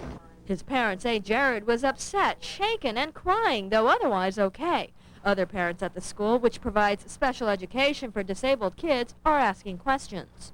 I don't understand how that could happen. I have kids in other schools, and when my daughter is late a half an hour, they're on the phone wondering where she is. The school says it was the bus company's responsibility to check on the kids to make sure they were off the bus. Should someone have called home when Jared didn't show up? That's just one of the questions today. No one from Hudson General, who runs the Acme Bus Corporation, would talk on camera. But a spokesperson told us the bus driver and the bus matron have been suspended while the company investigates. In Jericho, Long Island, Una Kwan, Fox News. And Jared's mom... Stress out the rest of the roof and it punches the sides of the building. In Long Island, the rain knocked out power for some 38,000 residents. These are Lilco repair crews in Syosset. And the rain, along with flooding, made for a miserable day directing traffic. Food is heating up again on Long Island. Caught in the middle, a 3-year-old boy named Benjamin. The child's natural mother, Susan Chamberlain, unsuccessfully sought full custody soon after he was born in 1993. Joe and Jean Kaplan couldn't conceive a child on their own. They made a deal with Miss Chamberlain. She and Joe conceived the boy by having sexual intercourse. Today, the Kaplans went to court in an effort to take away Miss Chamberlain's visitation rights altogether. They say she hasn't seen the boy in more than a year. She should not be the mother of this child. She did not contact the child on his birthday, on Christmas. She's completely ignored him, and she only shows up at the last minute now for her own reasons. I am who he recognizes as mom. He has a definite lifestyle, one that Susan has not willingly been a part of. Susan Chamberlain, the boy's natural mother, refused to talk with the press after today's opening arguments. All right, still ahead, a story from Long Island about the gift of life. The young woman who almost... Pamela Coleman, when she received and she had the baby and open heart surgery on the same day. Pamela had an artificial heart valve when she was 8 months pregnant. It stopped working, and suddenly it was a matter of life or death for her and her baby. Doctors at North Shore University Hospital on Long Island came to the rescue. They gave her a cesarean section and delivered the baby, a boy. Then they saved her life with open heart surgery. Mom and baby are doing great. I feel good now. I'm getting better every day. I'm getting stronger every day. and I'm ready to go home and take care of my baby and get my life back together. Pamela and James Henry IV go home tomorrow. Well, a big storm drenched a lot of these lines through the tri-state area. Long Island was hardest hit. At one point, some 15,000 customers were without power. Big damper, big damper. People trying to travel by plane found themselves high and dry. 30-year-old Pamela Coleman of Bedminster received an artificial heart valve when she was 13. 8 months into her pregnancy, the valve failed. She was rushed to North Shore University Hospital on Long Island. Doctors performed a cesarean section, then open heart surgery. Mrs. Coleman said she and her husband James knew there were risks when she got pregnant. We wanted it very much, and we still decided to go through with it. We really felt deep inside that with the doctors that we had working with us, that they could pull us through it. Mrs. Coleman says if she had to do it all over again, she would. To that one, but instead you can treat them to some slime, some goo, and some ooze, and you don't even have to do the cleaning up. The children's television network Nickelodeon brought its Mega Messamania live tour to Nassau Coliseum today. It's where mess is the rule and slop is the order of the day. Both kids and adults indulged in some of the craziest, gooeyest antics ever seen in live entertainment. Those with a neatness fetish are encouraged to stay home. But if goo is for you, you can catch the final 2 performances tomorrow at 1 o'clock and 4:30 at the Coliseum. Power, passion. Here is mud in your eye, or actually pie in your eye.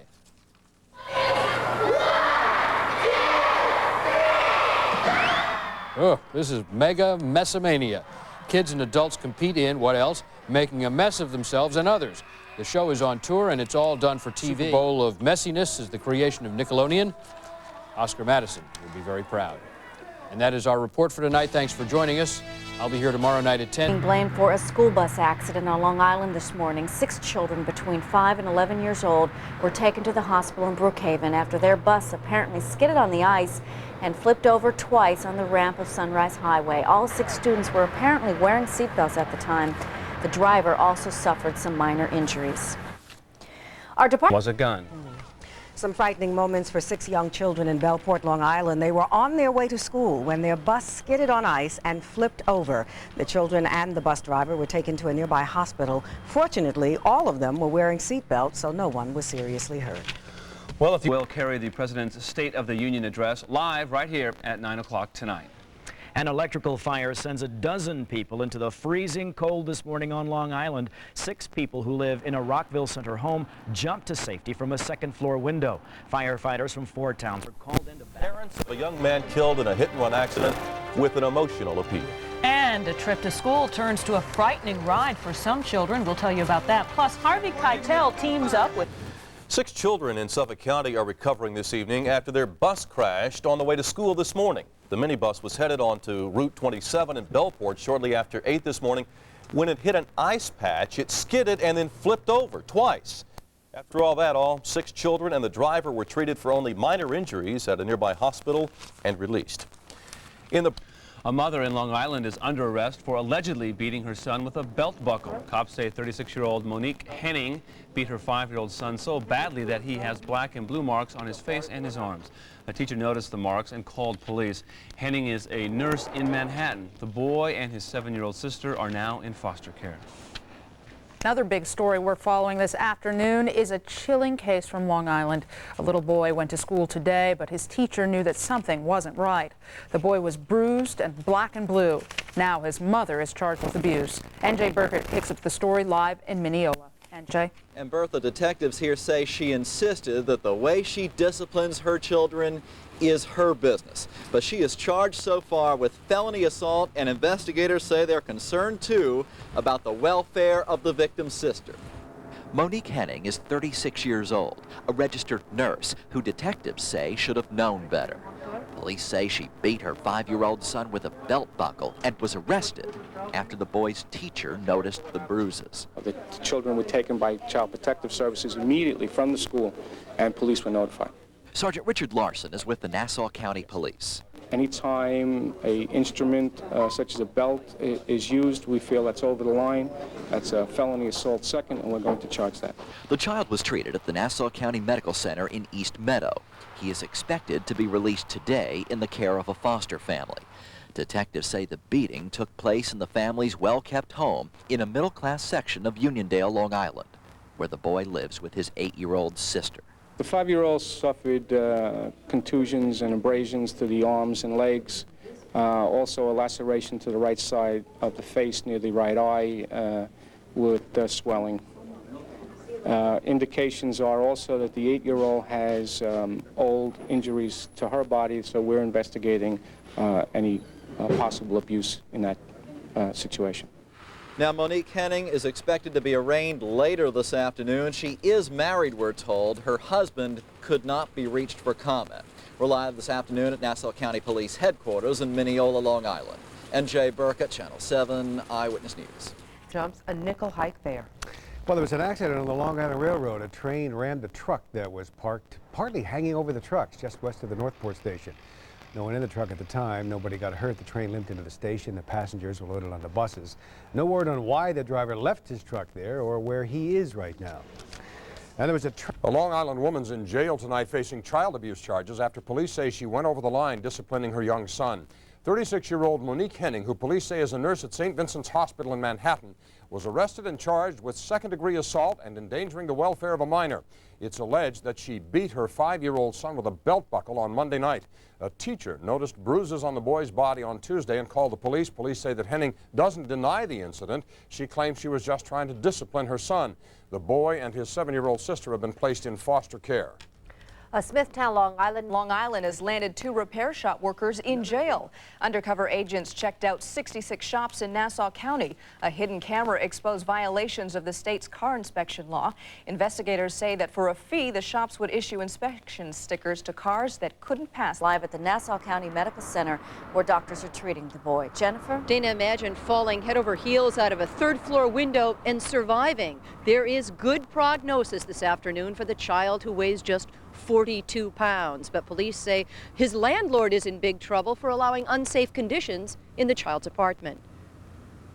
While the child was playing on the bed, he leaned against the window, at which time the entire window fell out, along with Brian, who fell 20 feet to the ground.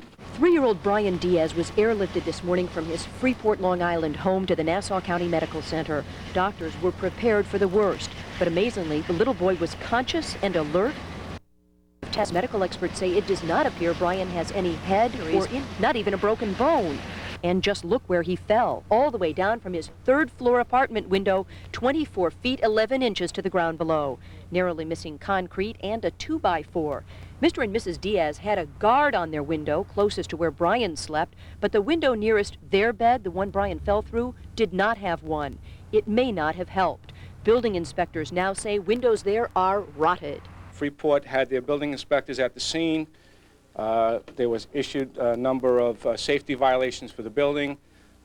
Just this past week, in the common area, the building was inspected, and that was also issued numerous fire violations. There are no laws on the books here in Nassau County requiring landlords to install window guards. It is up to the parents to buy them. But the landlord, playing with his parents in the master bedroom, simply brushed up against a window and fell out. Medics were at a loss to explain how little Brian Diaz survived. The 3-year-old child was rushed to the Nassau County Medical Center at 7:30 this morning after falling from his parents' 3rd-floor window. Sheila Roldan is an eyewitness. I guess he was pounding and playing on the window and it just fell out. He was moving and he was crying. It didn't look like they put a neck brace on him, but he looked like he was fine. He was just cold, I guess, because he was crying. The child missed the sidewalk by a matter of inches. Sergeant Richard Larson is with the Nassau County Police. While the child was playing on the bed, he leaned against the window, at which time the entire window fell out, along with Brian, who fell 25 feet to the ground. The boy's parents will not be charged, but police say the building's landlord was cited by local building inspectors this morning for a number of safety violations. Investigators say the family had complained about the window for more than a year. One part of it was held on by a screw. Most of the putty had been missing. There was no stone windows. So when the baby, who was a large baby, 42 pounds, leaned on that window, the entire thing gave way. Now, police say that unlike New York City, there is no local window guard ordinance. Once again, the child is believed to have suffered only minor injuries and may well be released from the hospital later this afternoon. We're live this afternoon in Freeport, Long Island. NJ Burkett, Channel 7 Eyewitness News. Thank you, NJ.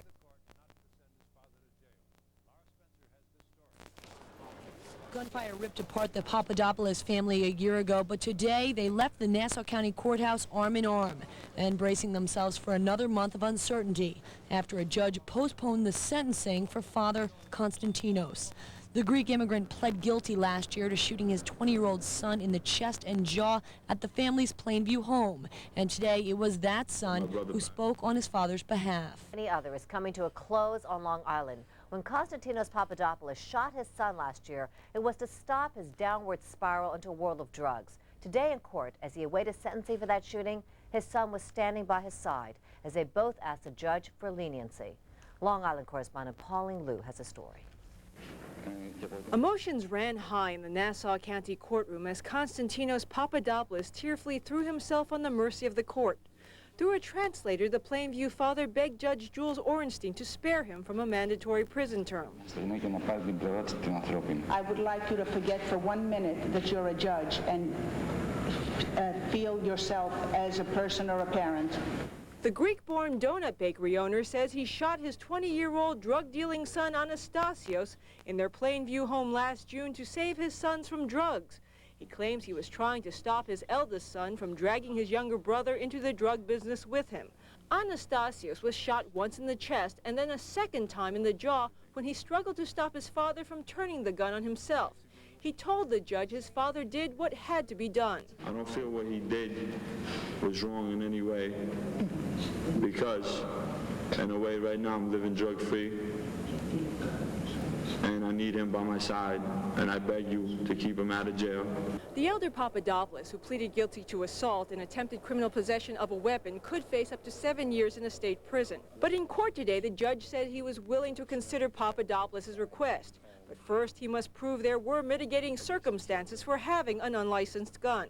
What is in dire need of explanation is why someone has in their possession a loaded, defaced, or partially defaced firearm. I have to be very candid. Judge Ornstein gave us so much more hope today than I had when I walked in his courtroom, that we are all very thankful. His lawyer plans to explain that Papadopoulos thought he needed the gun for self-defense after being robbed 3 times. Papadopoulos is out on bail. His sentencing has been postponed until next month, while his lawyer tries to collect proof that this family has already served out enough time in their own personal hell. On Long Island, Pauline Liu for the Channel 11 News at 10. The father who shot his son has been postponed after his son made an emotional plea, begging the judge not to send his dad to jail. Konstantinos Papadopoulos shot his son during a heated argument over his son's drug use last year. The judge delayed sentencing after lawyers said he had been a mugging victim twice. The judge asked for details of those muggings. For the first time, The paint factory on Long Island up in flames this morning. It took firefighters from 5 departments to bring this under control. Investigators believe the blaze began in the retail section of the building and quickly spread to where the paint is made. No word yet on a cause. A serious accident in Lynbrook, Long Island, and police are saying alcohol is to blame. Cops say last night 18-year-old Andrew Michelini hit another car head-on as he drove along Lakeview Avenue. Michelini is in stable condition and charged with DWI. Police are not releasing the other driver's identity. He is in critical condition. Well, Tony, a drunk driving charge. A scary ordeal for a Long Island boy. He fell from a 3rd-story window at his apartment in Freeport. The 3-year-old was taken by helicopter to Nassau County Medical Center.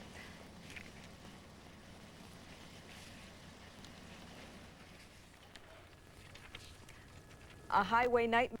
There was a triple school bus accident today in Dix Hills, Long Island.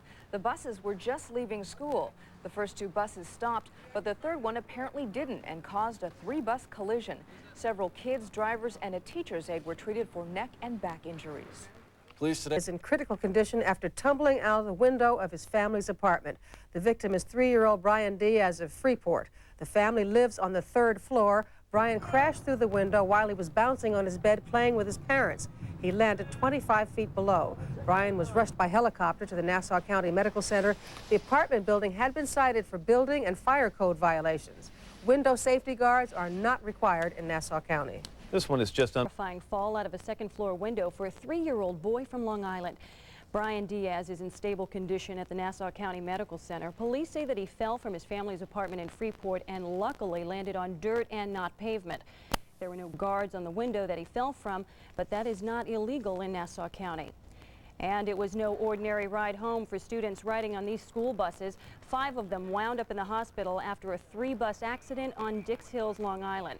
Police say a full-size school bus had pulled over to drop off the students when it was rear-ended by 2 minibuses. Now they are still trying to figure out just how all of this happened. None of the injuries are said to be serious. Man, what a mess on I-78 in New Jersey. A tanker truck. Island cops in Great Neck say a man named Lance Rowe held his own 2-year-old stepson hostage at knife point. He finally surrendered after a 6-hour standoff with the cops. Now, police say when they entered the house, they found a small fire in the hallway. They believe that Rowe set that fire. The toddler was returned to his mother's arms safely, although that he was treated for smoke inhalation. His mother, thankfully, was also not harmed. And it was a terrifying day for a family of 5 on Island. There was a shootout at the local Friendlies. Cops say 2 armed men tried to rob the ice cream parlor, but they ended up running away when an employee managed to call the cops. Police shot one of the suspects in the arm. Both of the suspects are in custody tonight. Well, folks living here as well, the high winds knocked down power lines and blew over trees. Loco says 17,000 customers were without power, mostly in Port Washington, Massapequa, and North Belmore. And more damage in New Hyde Park. An 18-foot wall collapsed from the high winds. Now, there were no injuries reported there. The remaining wall and the debris have been removed. The building belonged to a plumbing supply company that's been out of business for quite some time.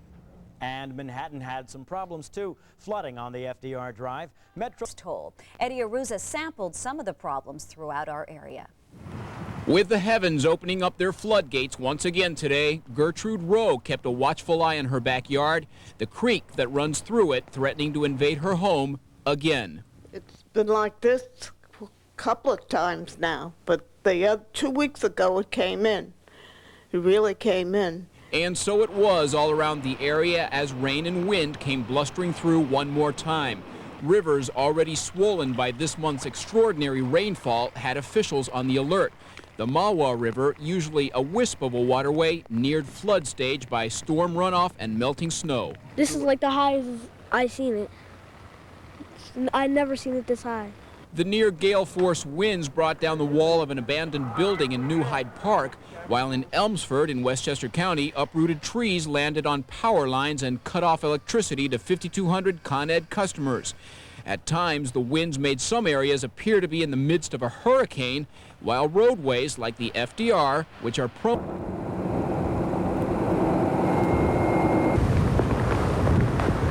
And the wind apparently knocked down some trees on Long Island.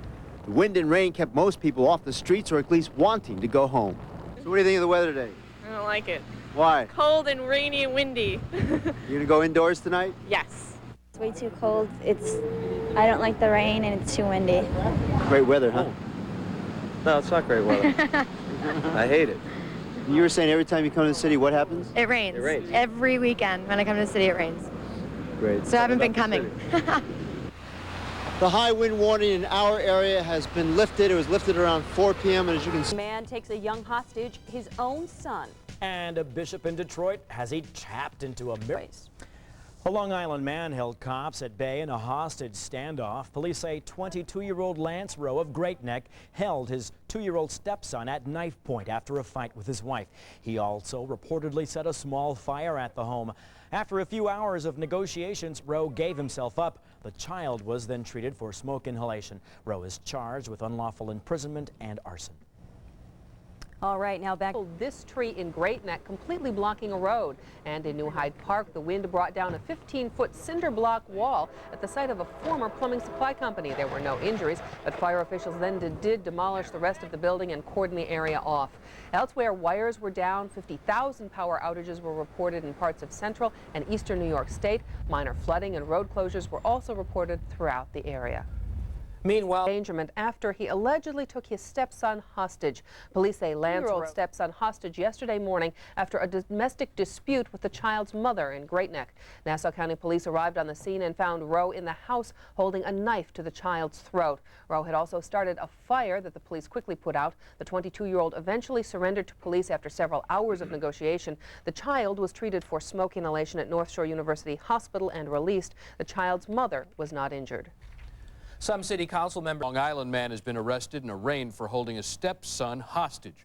Police say Isaac Rowe got into an argument with his wife yesterday, then at knife point held the couple's 2-year-old son hostage in their home. It took negotiators several hours to talk Rowe out. The 2-year-old had to be treated for smoke inhalation because the father set a fire inside the house. Several people. The rain, of course, led to flooding, but drivers on the Henry Hudson Parkway know the drill and managed to navigate the high tide with few problems. At 86th Street and Broadway, the wind took on and took out a store sign. Fortunately, no one was injured. In New Hyde Park, Long Island, high winds are being blamed for taking down a cinder block wall. Officials say the freestanding structure divided commercial property in the area. What remained standing was knocked down and trucked away. And the rain brought the usual flooding to the usual trouble spots.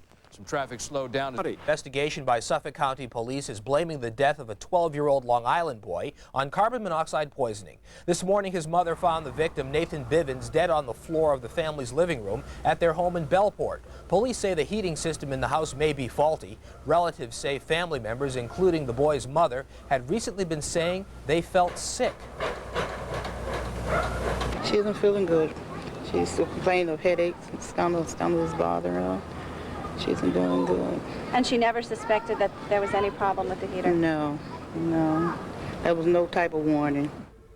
The rest of the family has been examined at Brookhaven Memorial Hospital for possible. Island mother made a shocking discovery this morning. Her 12-year-old son dead, apparently from carbon monoxide poisoning. Fumes from the home's heating system may be to blame for Nathan Bivens Jr.'s death.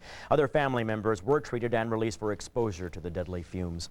Snowfall masked the horror behind the Blessed Sacrament Chapel in Waterville, Maine. Driver was killed. Island, a 12-year-old boy appears to have died from carbon monoxide fumes. Suffolk County Police say Nathan Bivens Jr. of Bellport was found this morning by his mother on the living room floor of their home. Police think there was a leak in the heating system. Other family members were hospitalized for tests. In Valley Stream, Long Island, angry words of hate at the Blessed Sacrament School. A swastika, the words "Kill God," and the numbers 666 were sprayed on the doors in gold-colored paint. The desecrations occurred on Friday night. Police are asking anyone with information to call them. Some employees of a nursing home are feeling lucky tonight. They were victims of a holdup. Cops say a man walked into the White Oaks nursing home in Woodbury, Long Island, took out a gun and ordered the employees to open the safe. Then he opened fire, hitting a woman in the thigh. No word on how much the man got away with. Well, a couple of really crazy bank robbers on the loose tonight. They walked flames in Brentwood. The roof of the building caved in a while ago, and now it looks like the walls may come down. Dozens of firefighters are there now trying to put it out. We have no reports of serious injuries, but some firefighters have been treated for smoke inhalation. All right, still ahead, another sickening case of child abuse in the long battle for prosecutors to build their case. Will she or won't she? Is New York's...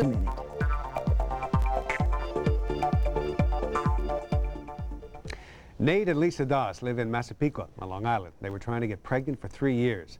Lisa took fertility drugs. That did it. Quadruplets. Nicole, Jessica, Alexis, and Danielle. Born last Friday. Nate's a conductor on the LIRR. He was hoping for his son. He wants to try again. From what we understand, though, he's going to have to talk his wife into it. 20 more Canadian wolves arrived. Nassau County Police are looking for the person who spray painted hate graffiti on the doors of Blessed Sacrament Catholic School in Valley Stream. The words "Kill God, Go Devil," and the numbers 666 were sprawled across 3 steel doors. Police say they will aggressively seek the culprit as part of their zero tolerance policy for any kind of vandalism. Well, for the 5th year in a row, Operation Good leads from the community, but so far there are no arrests. In another part of Long Island, a 12-year-old boy is dead tonight after a tragedy at home, and it looks like this was a case of carbon monoxide poisoning. It happened in Bellport this morning when a mother found her son dead on the living room floor. Police say he may have been overcome by fumes from the home's heating system. Other family members had been suffering from flu-like symptoms since Thursday.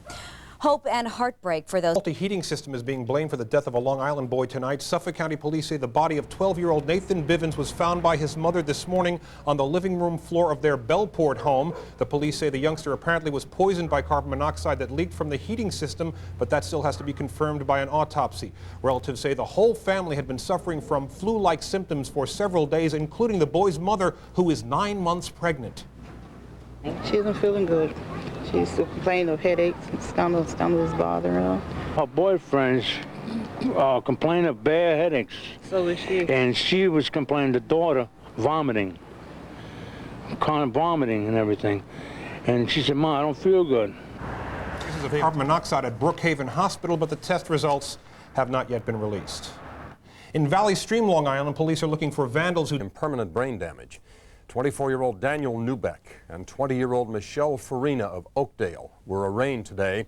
Doctors say the baby's skull was fractured and he had massive brain swelling and bleeding.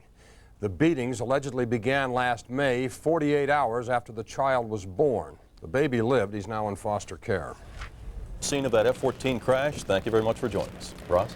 Tragedy in our area today. A sudden burst of fire killed an 87-year-old woman in Selden, Long Island. Susan Mulroney was found in the bedroom of her burned-out apartment in the Fairfield Properties complex. The cause of the fire is under investigation. A worker at a Nassau County nursing home had a terrifying brush with death. Police say a man tried to rob the White Oaks nursing home in Jericho and fired shots into the floor.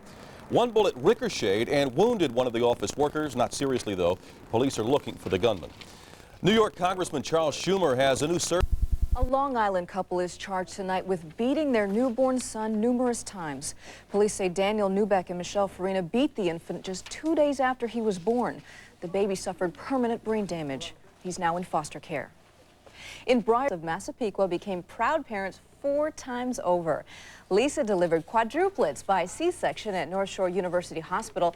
She had taken fertility drugs. All 4 are girls: Jessica, Brittany, Alexis, and Danielle. Doctors say they're healthy, but because of their size, about 3.5 pounds each, they're spending time in the neonatal unit before heading home. This is Designer Sweatshops, Friday at 11.